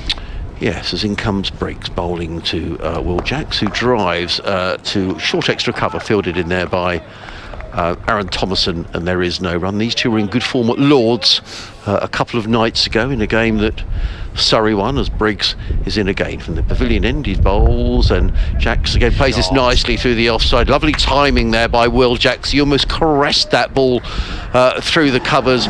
Lovely bit of timing, and this outfield is lightning fast, and the ball raced away for the opening boundary. Jacks on his way with the boundary. Well, there was me saying the artist and the power. That was artistry there from Will Jacks. The placement there was beautiful from Will Jacks. Hasn't tried to hit it too hard, he's just made sure he's hit a gap. Beautiful bit of batting. Briggs in again, bowls, and Jacks forward and just plays that into the offside, fielded by Thomason, who comes in, and it is a dot ball. 5 without loss, Surrey. Jacks 4, Amla 1. Another 161 more needed to win. As in comes Briggs and bowls, and down the ground is Jackson. He thumped that over long on. Is that going to be? It'd be a brilliant catch if he gets it. No, he doesn't. He never really looked in a position, Ollie Robinson, to take that. It would have been an amazing catch. It was drilled down the ground by Jackson. He didn't quite time it. The ball was coming over Robinson's shoulder. I don't think he got a hand on it. It would have been a terrific catch. Jacks goes to 6, and Surrey for 7 without loss at a floodlit oval. And Briggs is in again and bowls. Forward comes Jackson. He works that one to short fine leg, fielded by Will Beer. It is the end of the opening over of the Surrey reply. They are 8 without loss. Will Jacks on 7, Hashim Amla on 1. If you've just joined us here on BBC Radio Sussex, BBC Radio Surrey, on DAB or on BBC Radio London, listening online, thanks very much for joining us. Sussex making 165 for 7. Luke Wright top scoring with 45. Surrey are 8 for without loss in reply. And I have to say, wish I had a camera to display to everyone how magnificent the oval looks. The floodlights are on. The royal blue shirts of Sussex, the duck egg blue shirts of Surrey, and this cricket ground, this famous old cricket ground, just really does look magnificent. Yeah, Danny Briggs has been outstanding for Sussex in this competition. 12 wickets, economy rate of 6. Now it's going to be Ollie Robinson from the Vauxhall end coming in over the wicket for the second over. Right arm over to Will Jacks, cuts him in half with one that just nips back and bounces. Lovely bit of bowling taken by Phil Salt away to his left. But in that over with Danny Briggs, if you're going to take 7 off Briggs in his first over, you're quite happy with that. As I say, he has been absolutely outstanding. Yeah, he has. And actually, he came in for a bit of punishment against Essex. His economy rate before Monday was something like 4.5. But Dan Lawrence took rather a liking to Danny Briggs on Monday. But he's been in terrific form. Robinson in over the wicket, he comes to Jacks, and Jacks looking to whip leg side, bottom edge onto his pad. That rolls back up the pitch and there's no run. No Tamel Mills for Sussex tonight. He's out with an injury. I can see David Visa warming up down on the edge of the 30-yard circle, but 3 spin options for Sussex: Will Beer, Danny Briggs and Delray Rawlings. Jacks came into this innings with 142 runs, strike rate of 149. Amla 182 runs with a strike rate of 126. As Robinson is over the wicket to Jacks. Jacks drives, that bounces on him, beats the outside edge. I just wonder already, just looking at this, it's just beginning to quicken up, I think, this pitch. Talked about the dew, it's around about that time of the evening. And that one from Robinson just went through a bit quicker. Will Jacks, there's a bit of a breeze as well this evening, going left to right. The wind's changed direction. Normally we see the breeze going right to left, but tonight, looking at the flag, going left to right. That flag on top of the pavilion. As Robinson is in, they've got a slip in now, and this is turned by Jacks up towards mid-on, and they will pick up a single. One more to the total. Visa's gone ponytail already there at mid-on with his cap on. So there he is, he's got the ponytail in already. That's Mr. Visa. A couple of tweets I hadn't seen earlier, apologies. Oliver Sills have been in touch at BBC Sussex Sport. He says, come on the Sussex boys, watching from Hertfordshire. Thank you for listening, Oliver. Hope you're enjoying the commentary. Hashim Amla comes on to strike with 1 to his name, 9 without loss, as Robinson is into Amla, and Amla's across his stumps, turns this one up towards Visa at mid-on. Oohs and ahs from the Sussex fielders. Took that off about middle stump, I think, Hashim Amla. He'll move on to 2. Surrey in pursuit of 166, 10 without loss. Jacks has 8. Coming back on to strike is Will Jacks. Ollie Robinson marching towards us. The new dad, of course, Mr. Robinson. Yes, he is indeed. He turns down below us once again. Comes striding in over the wicket to Will Jacks. Jacks swing and a miss. He's looking to go through extra cover. That beats the outside edge. Very good over from Ollie Robinson. Just 2 runs off that over from Robinson. 2 overs gone, and Surrey in hot pursuit. Well, lukewarm at the moment, of 166, 10 without loss. Now, we haven't mentioned the score of the One Day International, nor will we, because I know a lot of people like to watch the highlights, which are on, I think, at 11:30 this evening on the BBC. You can stay up that late, but it looks like they could be worth staying up for. I won't say any more than that. I'll be asleep by then. We might not be home by then, Church. Yeah, exactly. I'll be asleep on the train by then. But it is going to be David Visa, the South African, who's going to bowl the 3rd over of this Surrey reply. He's coming in to bowl to his fellow South African, Hashim Amla. He's in and bowls, and Amla works this nicely through mid-wicket, and he picks up a single. His 3rd run of his innings, and Surrey go to 11 without loss. David Visa, who is in terrific form with the bat tonight, one huge 6 straight down the ground, and this track today is cut right in the middle of the square at the Oval. And he hammered the ball down into the new Peter Mays stand, which is about halfway through completion, as in comes Visa, bowls, and Jacks with an outside edge down here towards Ollie Robinson at third man. That's a good stop by Ollie Robinson, who's a big man and got down very quickly and prevented that going for 4 runs. Good bit of fielding by Robinson, but not before Jacks has come back for another couple of runs. He goes to 10 and Surrey to 13 without loss in this, the 3rd over. Gives me my chance to say, here's to you, Ollie Robinson, because that was a terrific bit of work, wasn't it? Yeah, he's a big man, Ollie Robinson, and he was around very quickly there to prevent that one going for 4. Visa in, bowls to Jacks, who works that one through backward square leg. They've taken 1, they're going to look for 2, but there wasn't a second run there, and the throw comes in from Callum McLeod, taken by Phil Salt behind the stumps. 1 more though to Jacks, he's on to 11, and Surrey 14 without loss, needing to go along here at 8.69 and over if they're going to win this game. But plenty of batting. I was looking down the order, they've had a long way down to Surrey. In comes Visa on his way again. Bowl short, pulled away by Amler. Is this going to be caught? No, it's not. I think that came off maybe a bit of glove or maybe a bit of a top edge, and it ballooned into the onside. And Delray Rawlings was herring in from mid-wicket, but the ball just dropped tantalisingly close of Rawlings. There is no run. Full shot from Amler. He remains on 3. Oh, he was a bit late on that. That was quick from Visa. Just wonder if it is quickening up. That was quick. Visa turns with the wonderful old pavilion right behind him and runs in towards us and bowls, and Amler's hit on around about the 5 pad. I think that was going over the top of the stumps. Briggs gets in the throw, he hits the stumps. Well, it was all action there. There was an appeal from Visa for an LBW. My opinion was it was probably a little too high, but Danny Briggs, who's a very fine fielder at backward point, was very quickly in through the stumps down at the far end of the ground. But Amler had just about made his ground. The sum total of all of that, it's a leg by. Well, it's one of the more exciting leg buys, isn't it? It was. Now there's appealing and throws and bails and stumps. Visa is on his way again.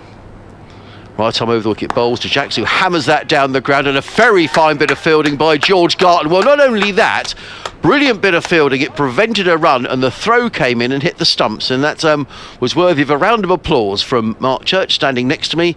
The end of the over, a good over from a Sussex point of view, just 5 runs coming off of it. Jacks is on 11, Amler is on 4. If you've just joined us, welcome. Hope you're enjoying the cricket here on BBC Radio Sussex, BBC Radio London, BBC Radio Surrey, and of course on the Surrey stream as well. Well fielded George Garton, because he absolutely nailed that, did Will Jacks. But Garton, as Adrian so beautifully described, not only did he field it, he then threw the stumps down, and Amler had to be on his toes at the non-striker's end. So Ollie Robinson with the ball in his... I thought Phil Salt was going to stand up to him there for a second. So did I. Wow. So did I. Wow. So Robinson from the Vauxhall end is coming in to start the 4th over, and Hashim Amler drives 1 bounce up towards mid-off. Luke Wright does the fielding on the edge of the circle, and there is no run. Looking to go over the top, I think. Hashim Amler just didn't quite go through with the shot, and Luke Wright, the captain, doing the fielding up there at mid-off. You can hear the Sussex players encouraging each other out there in the middle. Floodlights in full control of all of this at the moment, as Ollie Robinson runs away from us, wearing number 25, comes in over the wicket. Amler's across his stump, shot, flicks it away past the short fine leg. I reckon he's taken that off middle and off. Hashim Amler has just jumped across his stumps, bottom hand, and flicked it away down to the fine leg boundary rope for 4. And Amler moves on to 8, and it's 19 without loss. Well, he's taken that from outside the off stump. That's a heck of a shot from Hashim Amler. It really is all about those wrists of Hashim Amler. He's on to 8. Ollie Robinson in over the wicket to Amler, and Amler turns him leg side, wants the quick single. Ooh, just a little misfield as Bopara came sprinting in from short mid wicket, but Amler's through for the single. He moves on to 9. 20 without loss now, Surrey. Just a reminder, their target 166 is the target for Surrey. I think that was a case of that Amler called for the run, and it was just a case of Bopara, experienced though he is, taking his eye off the ball, and it happens even to the best of them. In over the wicket once again comes Robinson. Jack swings him off the front foot, doesn't really time this. Fieser with the throw, and slightly dawdling there was Will Jacks, and just had to hurry up a second. If that had hit, that would have been quite interesting. Oh, he's broken his bat here, Will Jacks. So Will Jacks needs a new bat. He's just said to umpire Gould, could I please have a new bat? And umpire Gould said, yes you can, but at the end of the over. Yeah. So another bat is being brought down for Will Jacks, as Robinson is in once more over the wicket to Amla, and Amla backs away and drives him quite beautifully through extra cover for 4. There's the artist, Hashim Amla. Slightly over pitch, but he's given himself room and then let those hands do the work. Hashim Amla. This sort of shot is when he's on cruise control. Backs away, lets the hands do the work, and Amla moves on to 13, and Surrey move on to 25 without loss, as Robinson is in once more over the wicket to Amla, and he's gone over backward point and out. He's clothed it straight to cover point, and Hashim Amla goes. That's a big wicket for Sussex, and Hashim Amla goes for 13. Tried to really hit that one, did Hashim Amla. I think it's McLeod who's taken the catch, and it just clothed it out to cover point. Amla goes, and Surrey are 25 for 1. Well, that's a big wicket for Sussex, particularly coming on the back of that super shot through the covers for 4 runs. And Amla, who was in good form at Lord's, making a half century on Monday evening, has gone. It brings another international to the crease in Ben Folkes, but I think Sussex will be very pleased with the way the power play has gone for the time being. Just 4 overs gone, so 2 more overs of the power play. For those who perhaps don't follow the game, that means for the first 6 overs you're only allowed to have 2 fielders outside of the 30-yard circle. When the 6 overs are done, then you can have 5 fielders outside of the circle. So it's a good time to be batting in the power play, but at the minute Surrey are 25 for 1. Sussex in their power play made 41 for 2. So we'll see how the two sides compare. Change of bowling now at the pavilion end, and it's going to be George Garton with his left arm over, coming running in to bowl to Will Jacks, and pulled away by Jacks, and that's going to be 4 runs. David Visa is in hot pursuit. Real loosener there from George Garton. Through backward point this time by Will Jacks. He goes to 20, does the young Surrey opener. And Surrey to 33 for 1. Just a really good piece of batting this. Jumps away outside the leg stump. Garton, to his credit, followed him, and Jackson's just waited and then punched it in between backward point and cover. Used the pace of Garton. That's just a lovely piece of batting from Will Jacks. 33 for 1 are Surrey, needing to score 8.49 and over with 9 wickets in the bank. I just think, you mentioned it, I just think you see at this time of the year, bit of dew around, pitch just freshens up a bit in the second half under lights, and I think that one just skidded onto Will Jacks and hit him on the thigh guard as he was looking to pull. Which brings Ben Folkes onto strike, as in comes Garton, bowls, and Folkes plays to backward point. The throw comes in, it could be tight. No, in fact it wasn't tight in the end. The throw came in from Radio London. Mr. Harms is going to have a break because Mr. Kevin Howes is back with us. Wonderful to see Mr. Kevin Howes. And he is looking at me as a teacher would towards a naughty schoolboy. 6 overs gone, 44 for 1. So are we going to get a bit of spin? We are. Danny Briggs is coming back into the attack. So Danny Briggs back into the attack here to bowl this, the 7th over. Just a reminder, Sussex were 41 for 2 after 6, Surrey 44 for 1. Briggs can get his boundary riders out, as they like to call them these days, as in round the wicket goes Briggs. Full toss first up to Ben Folkes, whips it into the leg side, will just get a single. Delray Rawlings comes round to do the fielding. They'll pick up one more. Good evening to you, Kevin Howes. For myself and for all those that maybe missed what you said at half time, what did you say about that total? Very good total. Tough chase on this, but Surrey will have to score their most runs here this season in the T20 to win this game, as this one pushing forward is Will Jacks out towards extra cover, and there's no run. I think Sussex would have been delighted with that at half time, as in comes Briggs. This is pulled by Jacks down towards long on. They'll take another single, one more to the total. Jacks moves on to 27. I enjoyed Ravi's little cameo there as well. Very good from Ravi Bopara. 24, 9 balls, 3 sixes. Brilliant, absolutely brilliant. As in round the wicket goes Briggs, and this one's whipped away down into the leg side by Ben Folkes. He'll take a single. Will Ben Folkes, one more to the total. He moves on to 5, 47 for 1, Surrey. Yeah, because it was 143 in the tied game, and then Middlesex, they only just got over the line, Surrey. As this is slammed down the ground for 6 by Will Jacks. That's a lovely shot from Will Jacks. Just dances down the pitch, gets all of that. Does Will Jacks straight for 6. And Jacks is on to 33, and it's 53 for 1. It's like being at a really bad nightclub this evening. Getting there far too early as usual, me. Monday the nights. music's already started. Monday night's about half 8:30. I'm in there far too early. There's no one else around. As here is Jacks driving out towards the sweeper on the cover boundary road. Oh dear, misfield. They'll get back for 2. 2 more to the total. Thomason out there, just a little misfield. He apologises. 55 for 1.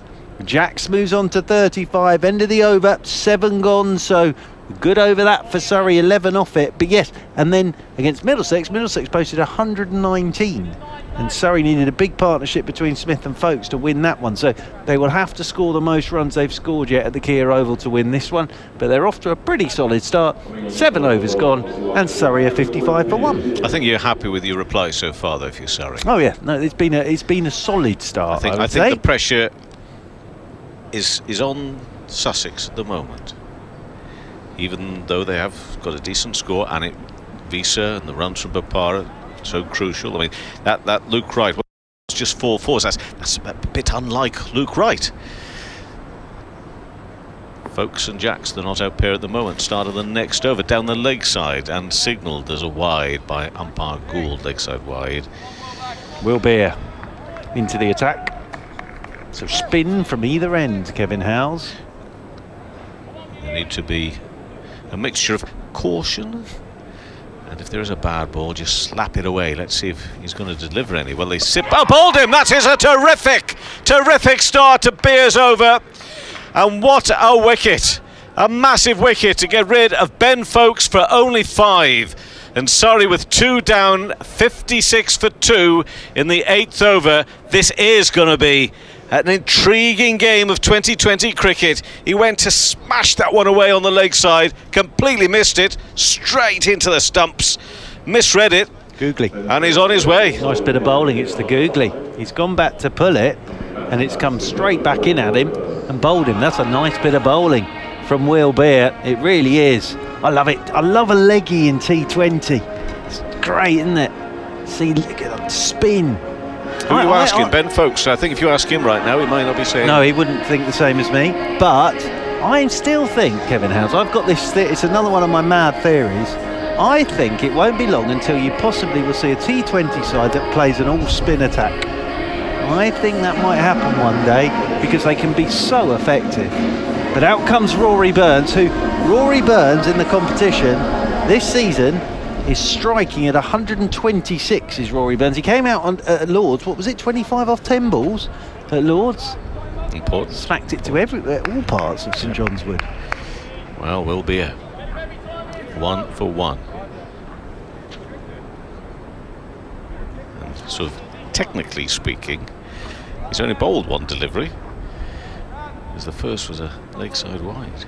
It's actually 2 he's bowled. This second one gets a wicket. Rory Burns leading Surrey this evening. Will he be leading them to a 5th straight victory?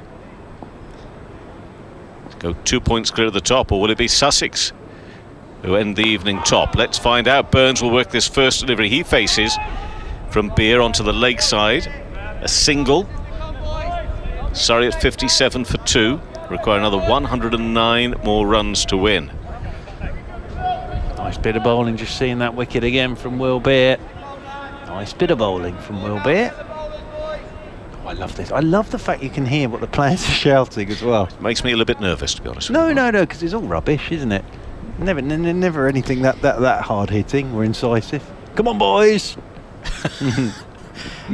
Beer bowls, pushed, and they have to go quickly through for a single on the offside. Good running from this pair, Jackson Burns, getting the legs pumping, keeping the energy going, not letting Sussex feel as though they're at all worried about this total. They're on their way. They've lost a couple of wickets, but we've got just another 108 runs to get. It's okay. Well, it may be not. Let's wait and see. That one is swept away beautifully. Won't go to the boundary. There's a fielder out there.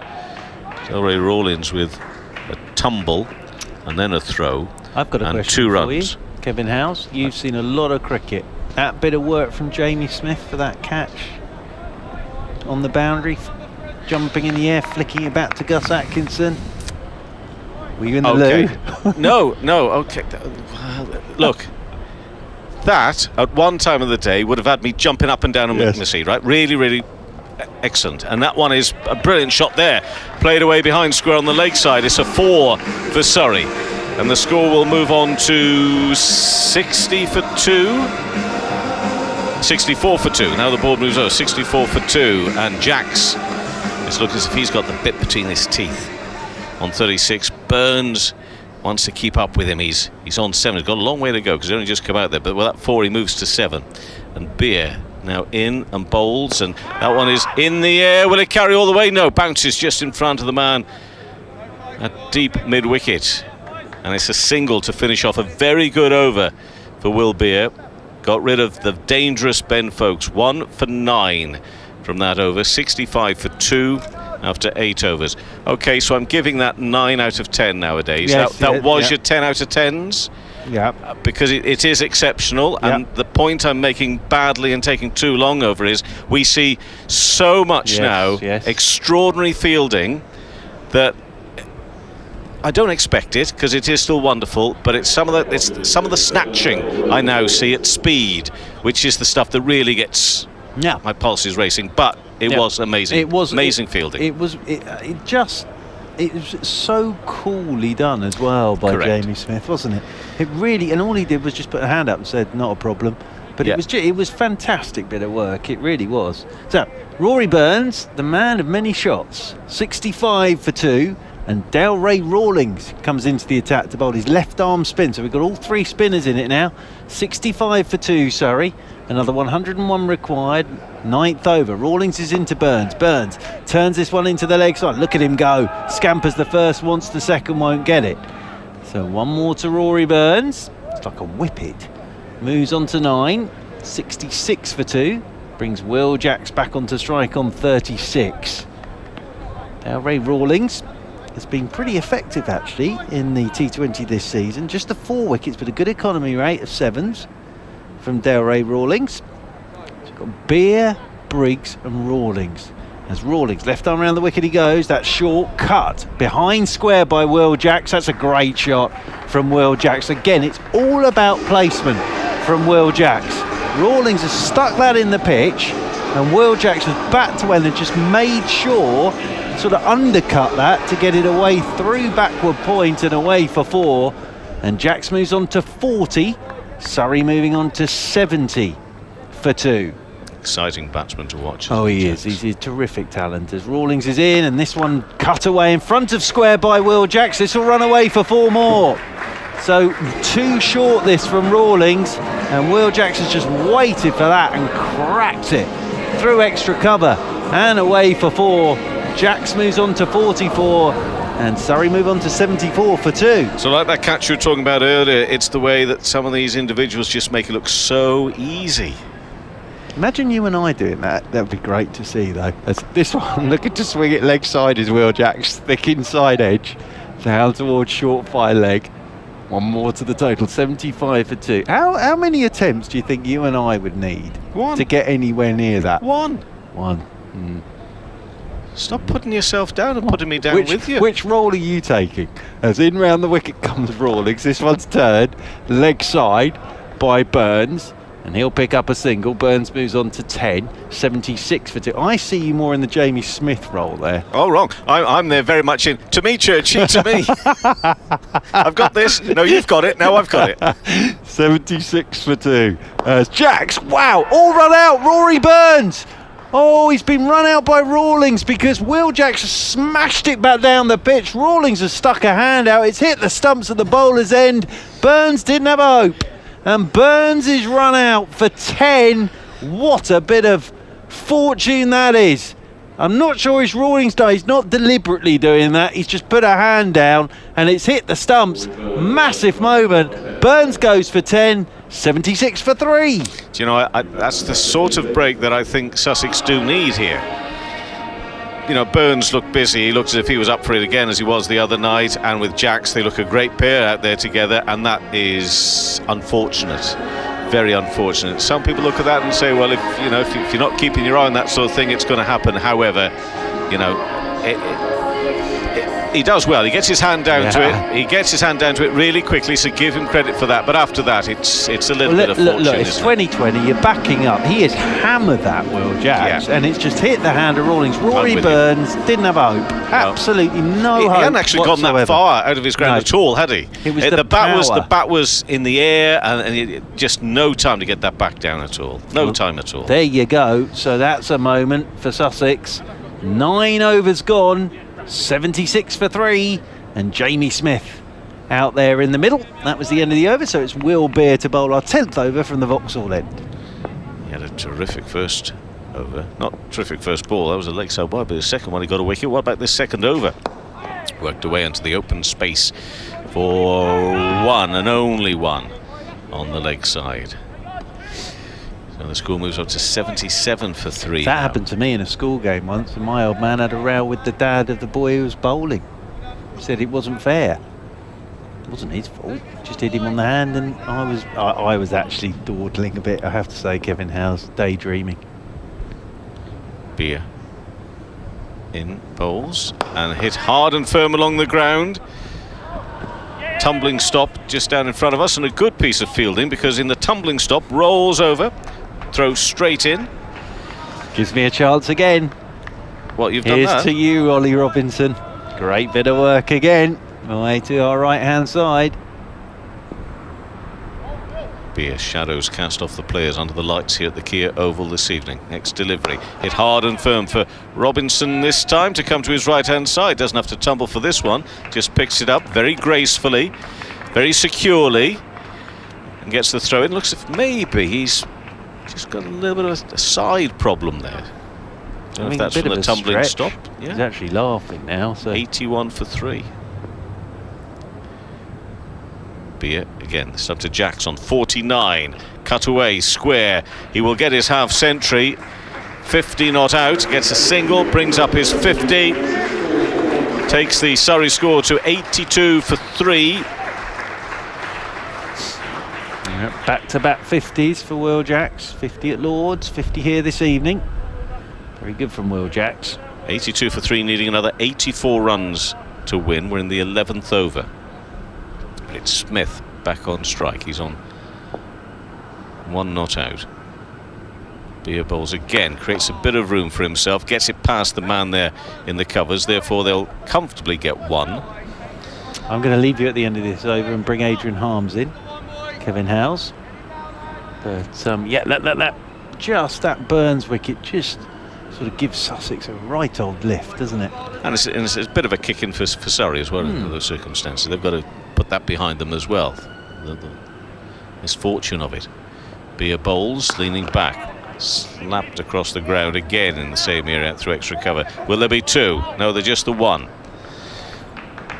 And 84 for 3 after 10 overs, halfway through. Jacks 51 not out. Smith on 2. Had spin the last few overs. Will Beer doing a good job out there. He bowled Ben Folkes for 5. Folkes only faced 9 balls. And since then, Burns has been run out for 10. Bearing in mind that we're halfway through with virtually the same number of runs still required. 81 still required, 84 on the board. It couldn't be a better place. Oh, that's gone hard, firm and straight. And into the pavilion for a big 6. That's gone a long way from Jacks. There was no way anybody could do anything other than just look at that float over the boundary rope. Takes Surrey to 90 for 3 and Jacks up to 57. Well, that was a big blow, Kevin. And Sussex need to get Will Jacks out, and quickly. Rawlins about to bowl and then stopped from doing so. I don't know if it was Jacks who wasn't quite ready, the umpire, I'm not too sure, but either way, Rawlins from the pavilion end. In bowls, worked away nicely, good use of the wrists from Jack, showing that, you know, he hits that one hard, firm and straight over the boundary, then just a little bit more deft with the next one and creates a single, takes his score to 58 and 91 for 3 on the board. And I guess the fact he's hit the first ball of the over for 6, you think, well, you know, he doesn't need to do anything rash. So already 7 and taken off this over. Surrey needing to score at 7.76 on over. Yeah. Wickets column mildly concerning with 3 down. Worked away out to the cover boundary for a single by Smith. Moves to 3. 92 for 3 now. But in terms of the run rate, not overly concerned. No. And the pressure still on Sussex to get some wickets here. Rawlins in again, driven along the ground for a single out to wide, long off. And 93 for 3. Yeah, I'm just thinking, obviously, Luke Wright has used the 3 spinners, so Rawlins, Beer and Briggs have all bowled. Rawlins again in bowls and worked away by Smith. It's on the onside. And here clearly the shout of no from Jacks to Smith. 94 for 3, ticking the board along, and when your rate requires 7.85, that's perfectly okay. You're very happy just seeing those singles, knowing you've still got plenty more left in the tank should it be needed. Rawlins bowls, forces Jack's back here a little. He tries to sort of again use those wrists to find a bit of a gap on the leg side, but he can't do so. So Jack's on 59, Smith on 4, 94 for 3 after 11 overs, needing a further 72 for victory, and the pressure is on the visitors. It is indeed. We hope you're enjoying our cricket coverage here tonight on BBC Radio Sussex, BBC Radio Surrey via DAB, also online. Listeners from BBC Radio London, welcome to the Oval, which I've said a couple of times this evening. Isn't this magnificent, Kevin, looking out of this ground, this wonderful old cricket ground with a pavilion illuminated at the far end, floodlights on, just looks fabulous. I agree. Will Beer is going to come into bowl to the right-handed Smith, who is on 4. 94 for 3 as he comes in and bowls, and Smith drives nicely through the covers, picks up a single. Fielded by Delray Rawlings, who comes in from the cover boundary to field. 1 more to the total, 95 for 3, and Smith goes to 5. In terms of momentum, if Surrey were to win this, that clearly... Oh, that's hello, everybody. That's Church, even though he's not on a commentary, still has to get in on it, if you noticed that.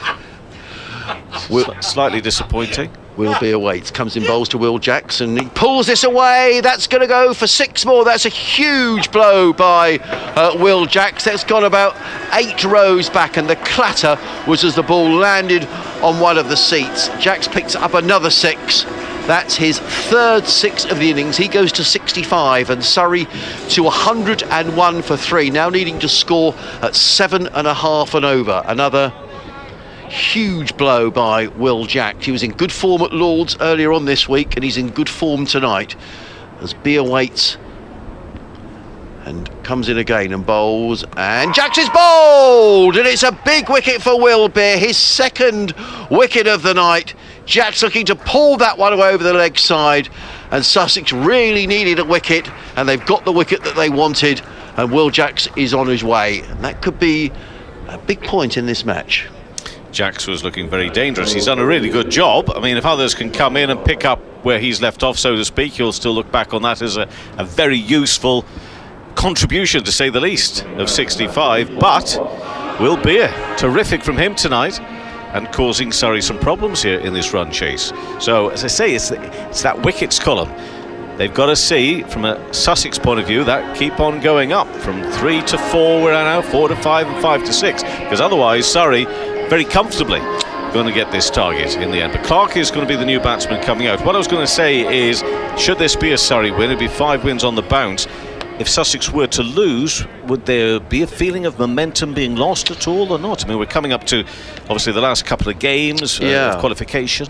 Well, I think the next game is on Friday against Middlesex, who after winning today will feel they're in with a sniff as well. They're picking up, yeah.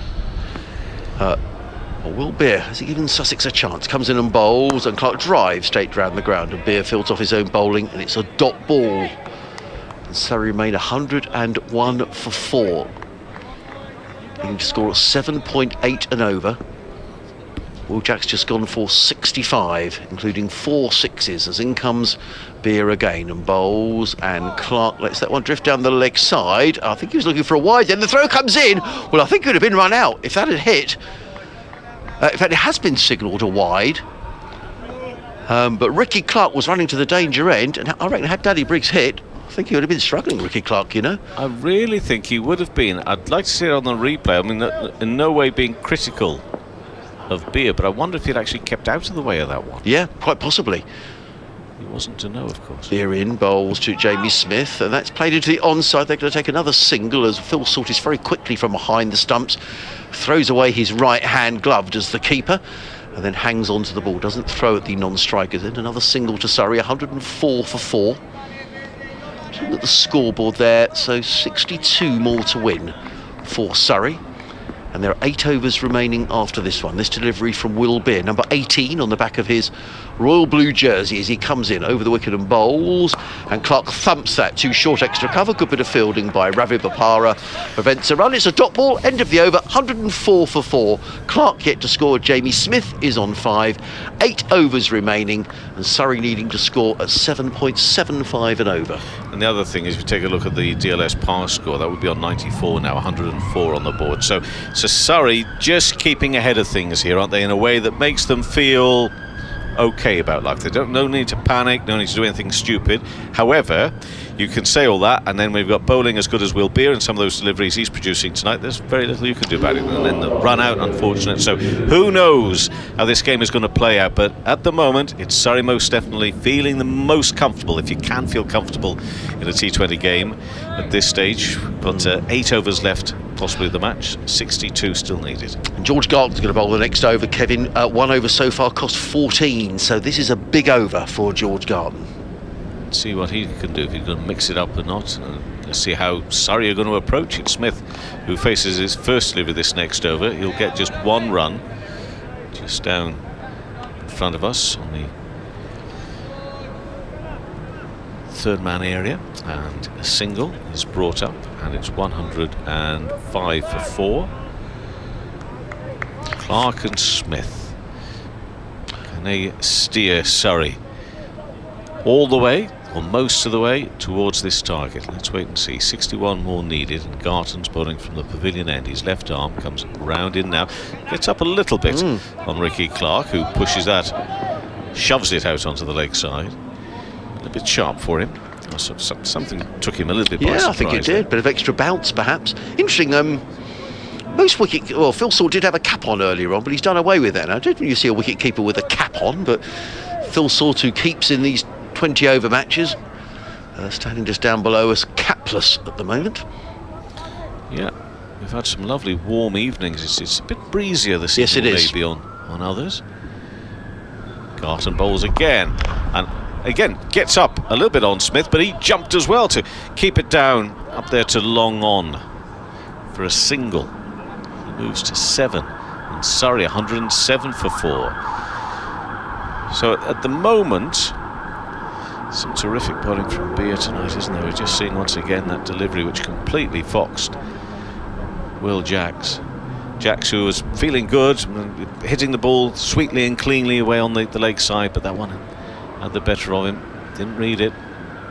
Next delivery, bowled, and Clark looking to work that one away on the leg side. It just flies out for no run on the offside. So this is a good comeback for Garton then. Yeah, it is, very much so. His first over going for 14. He's just conceded 3 runs in this over so far.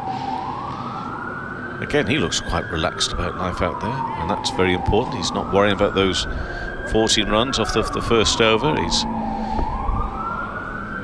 coming back composed and looking for wickets, though. They do need wickets here. Maybe put a bit of pressure on. Wraps Clark on the pads, but way outside leg stump, and they'll go through for 1.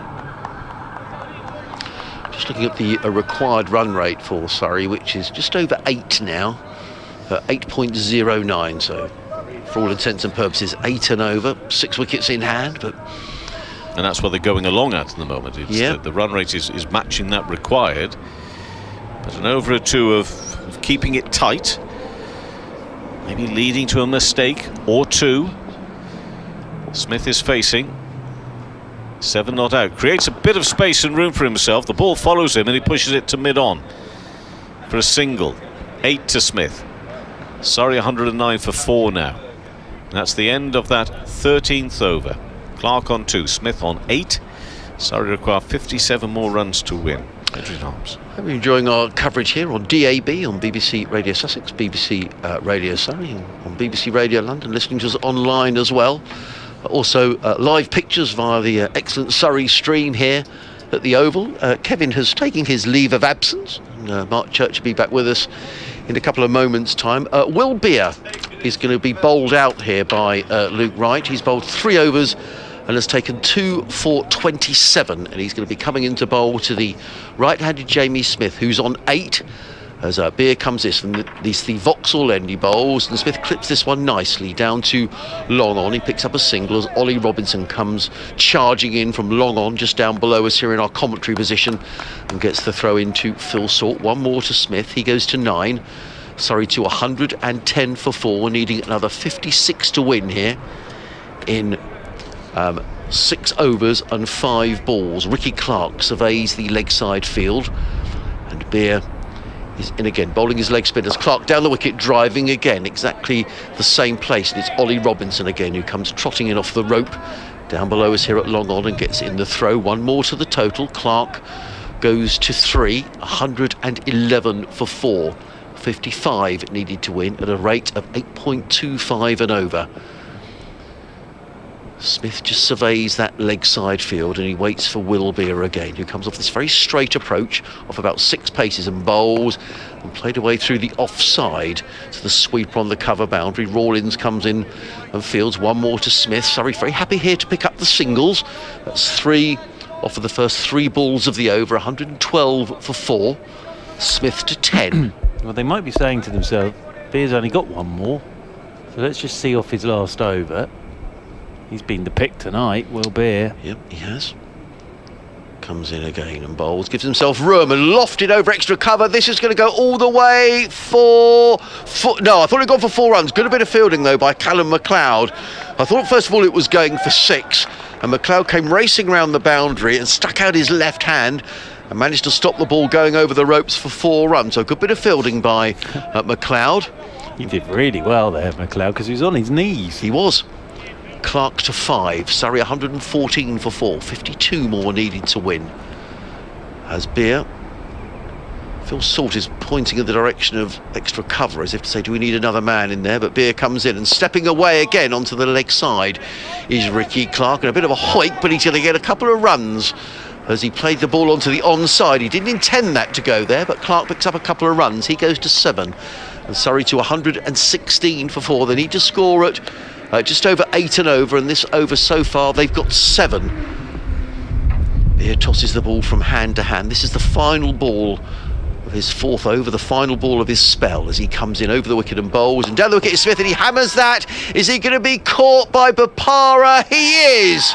Ravi Bopara backpedaling, and Will Beer picks up his 3rd wicket, and Ricky Clark is on his way for 7. Well caught by Bopara, who was backpedaling outside of the 30-yard circle. An important wicket for Sussex. Clark on his way for 7, and at the end of that, the 14th over, Surrey are 116 for 5.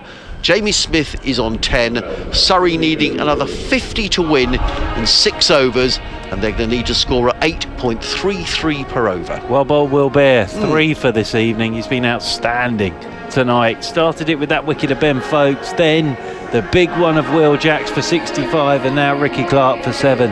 So Will Beer has been absolutely outstanding for Sussex this evening, and 50 required by Surrey off 6 overs, and out comes Jamie Overton. Overton has, well, he's been striking the ball ferociously in this competition so far. Jamie Overton striking at his strike rate is 203. Wow. So Jamie Overton has struck 59 runs. Doesn't sound a lot, but he did some damage at Lords with a quick fire 30. and he'll come out and play his shots. That's the way he plays. So Garton from the pavilion end, but very well bowled Will Beer, and they crossed, so that means that Jamie Overton is on strike. Smith is at the non-strikers end. 116 for 5, 50 needed. Garton, round the wicket he comes to Overton, who pushes his first ball down to backward point, and there is no run. I said it would be a tough chase this for Surrey this evening, and it's proving to be the case. And what Sussex have done very well is they picked up wickets at just the right time. Just as it looked like Surrey were getting away from them, they've picked up a wicket.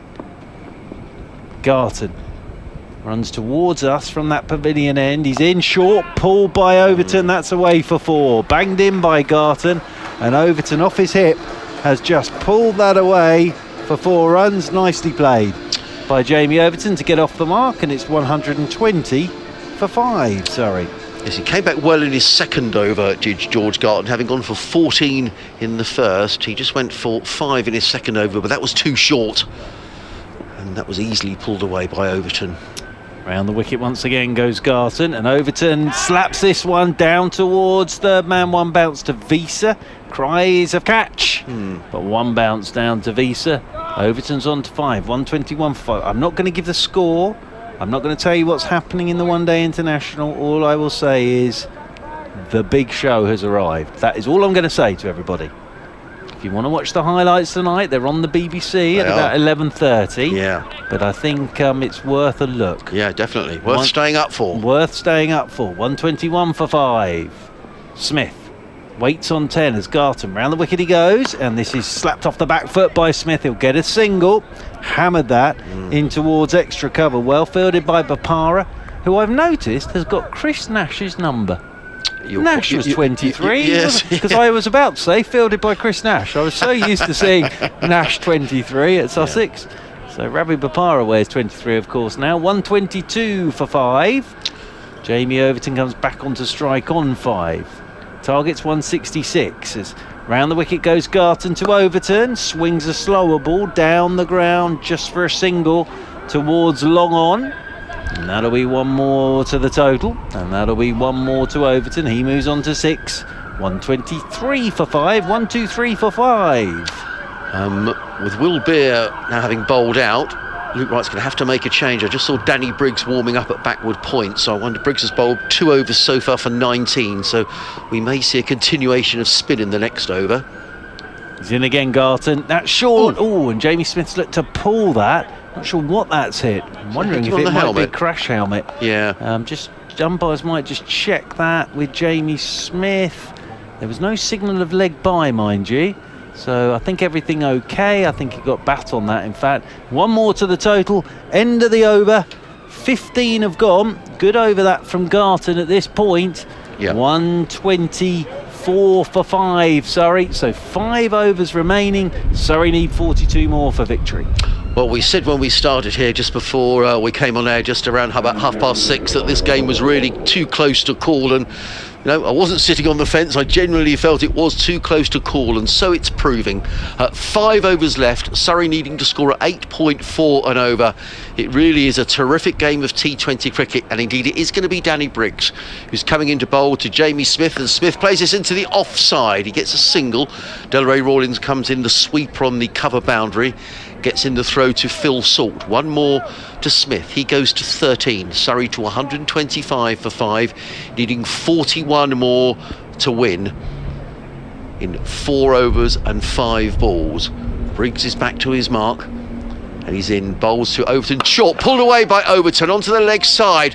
At least 1 and probably 2. Garton is very quick across the ground. He gets in the throw to Phil Salt. Good bit of fielding, but not before Overton has come back for a couple of runs. He looks at his bat, Jamie Overton. He didn't quite time that. He was looking to hammer the ball over long on. Nonetheless, he gets a couple of runs. He goes to 8, and Surrey to 127 for 5.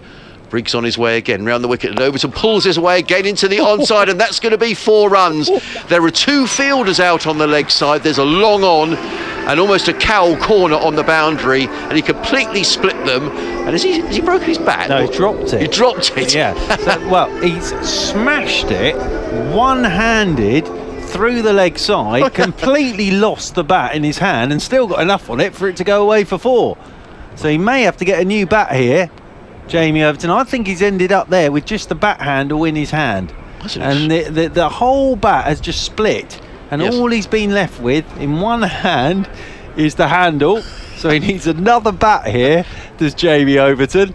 So look at that. He's swung it leg side. He's ended up with just the bat handle. Yes, there it is. It's broken. Yep, and has to get another bat. Well, there we are. Now, if now the likes of you and I, Church, when we were playing our cricket when we were young, if you broke your bat, you'd be heartbroken. Oh yes, you know, think of the cost. That'd be it for the cost season. of a bat. Yeah, they've got loads, these boys, haven't they? Yeah, well, that one might not see the light of day again. Well, Overton goes to 12, Surrey to 131 for 5, needing another 35 to win. And Briggs is in, and Overton pulls this down the ground. Is he going to be caught? Oh, he's dropped it, Ollie Robinson. He's dropped it right down below us at long on. He can't believe it. He went a long way around the boundary. He seemed to have done the hard work. I thought he'd got it, Ollie Robinson, but it popped out, and that could be a big miss. Overton with a life on 12. Surrey to 132 for 5, needing another 34 to win. Briggs in again. Bowles. Smith works this one to backward point. Good diving save there by... who's that in there? Will Beer, is it? It's Stuart Meeker who's on. So somebody's gone off the field.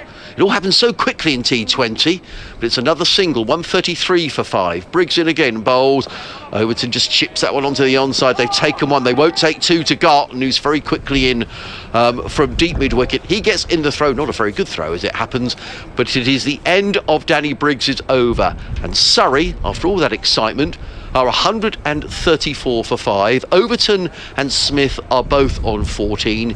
With 4 overs left to bowl, Surrey need 32, and even my really poor maths will tell you that's 8 and over, and you would think that Surrey have got their noses in front here, Churchy. Well, that was quite a big over, 10 off it. It's quite a big over. Ollie Robinson there, the thing was, Overton struck that very hard, so Ollie Robinson sprinting round got to it, but it just hit his hands because it was travelling. Now Hill fairly should have caught it, and he probably should have done, but I think the thing that was tough for Ollie Robinson was he was travelling, he was sprinting, and it just hit his hands, and you heard the slap as it came out. But he's now got a chance to make amends because he's into the attack to bowl the 17th over from the pavilion end, and it'll be Jamie Overton on strike on 14. Robinson in over the wicket to Overton, and Overton swings him leg side out towards deep mid-wicket. Rawlings, unlucky. Brilliant bit of work from Rawlings. Dive full length. His hand did the magic for Rory Burns, but there he got a hand to it. It ricocheted back onto his chest and then went over the boundary rope. But again, Jamie Overton has hit that very hard. He's on to 18. 138 for 5, so he's changed his bat, and it's coming out of this one pretty well. But that was a great effort from Rawlings, but it just hit the hand, hit the chest, and went over the boundary rope for 4. And a boundary off the first ball of the over just relieves a bit of the pressure for Surrey. 138 for 5. Ollie Robinson is in over the wicket to Overton. Great Yorker. That's a comeback from Ollie Robinson. That's just missed the leg stump. Lovely piece of bowling from Ollie Robinson, and taken by Phil Salt, moving away to his left hand side. Well, it's exciting stuff, isn't it? As I say, you feel that Surrey, with 5 wickets in the bank, have just got their noses in front here, but a wicket here would really drag Sussex back into the game. Tension, drama. Robinson over the wicket to Overton. Swinging little inside edge onto his pad. It just stays in front of him. Adrian Harms has got his head in his hands again. There's no run. I thought it almost played on. The ball was, in fact, Overton's limping away towards the square leg upper. I think he hit that. Yeah, he hit that into his foot, and that's extremely painful. And Ian Gould, the umpire, is walking over to have a word to Jamie Overton. And well, it's the healing words of Ian Gould, but he's struggling here, is Overton. Yeah, he might see the physio in a minute. Alex Tyso, fine figure of a man.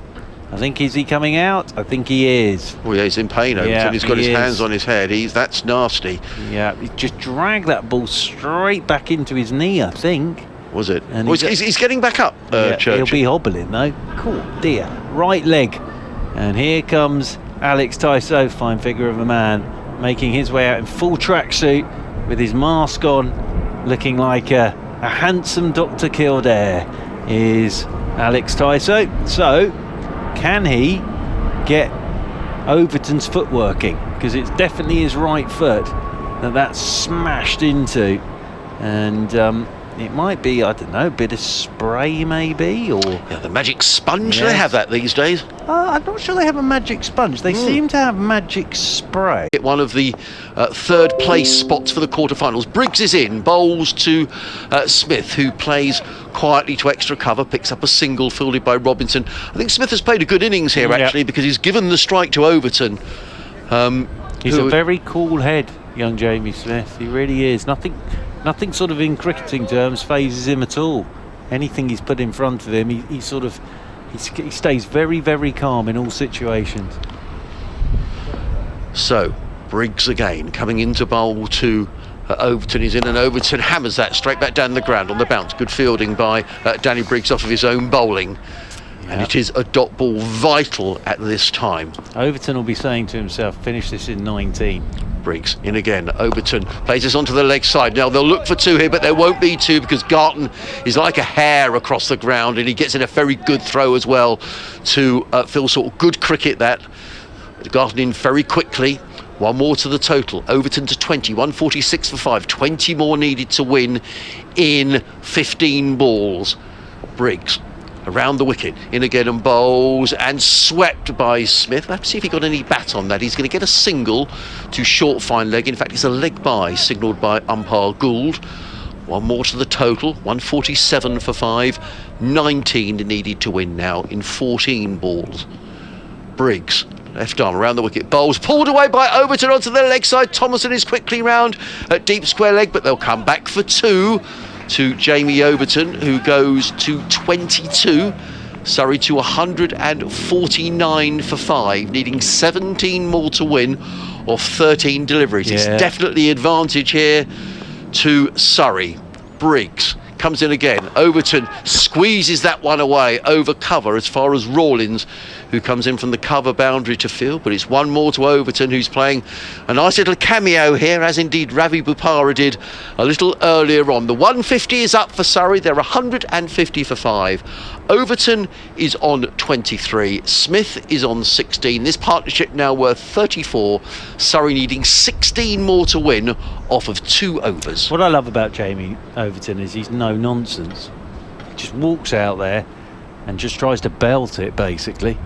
And this is a very good hand from Jamie Overton. Again, these 23 runs, very, very good hand from Jamie Overton. So 150 for 5, 16 more required by Surrey off 12 deliveries. That's the equation. 16 off 12, and it's going to be Ollie Robinson down there in the distance to come in and bowl the 19th over.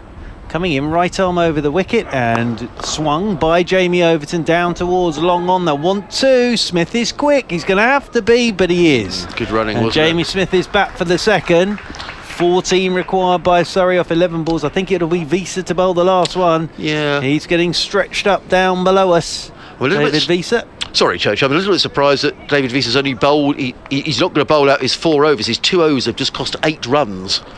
Yeah, well, what can Robinson leave him with? Yeah. 14 required by Surrey off 11 balls.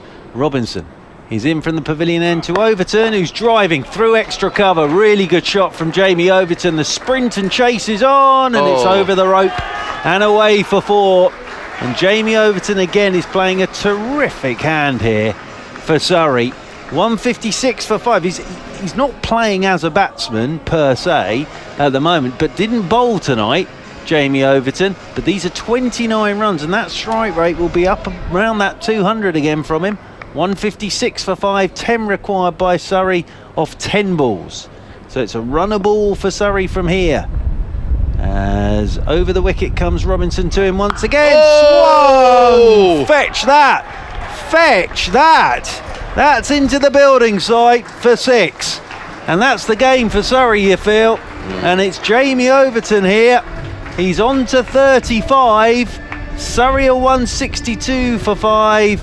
4 runs required, but that has gone a long way, and the ball spotter with his PPE on has gone to retrieve the ball, but you heard that come out the middle of Jamie Overton's second bat, and that has swung high into the night sky and into the building site for 6. So it's just 4 required now. I said Jamie Overton will try and finish this in 19 overs, and that's exactly what he's doing here. He doesn't even want to think about a last over, Jamie Overton. There are 3 balls left of this, the 19th.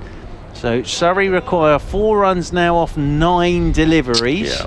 That was a heck of a shot at this stage against Robinson. Waits again, does Overton. 4 needed. Robinson's into him, hits the pad, rolls to extra cover, dives as the throw comes in, but Luke Wright doesn't hit, and Overton wanders off towards square leg. He stayed on strike. Partnership's worth 46, of which Overton has 35, but Jamie Smith again has played a very cool, calm hand here down there at the non-striker's end. Will we get to the 20th over? David Viesa's still warming up down below us, but this is what they always talk about. Try and finish it in 19. 4 runs required by Surrey. As Robinson is in, and this is hitting Robinson as he fell over on his follow-through. Knew nothing about that, Ollie Robinson. He just fell over on his follow-through.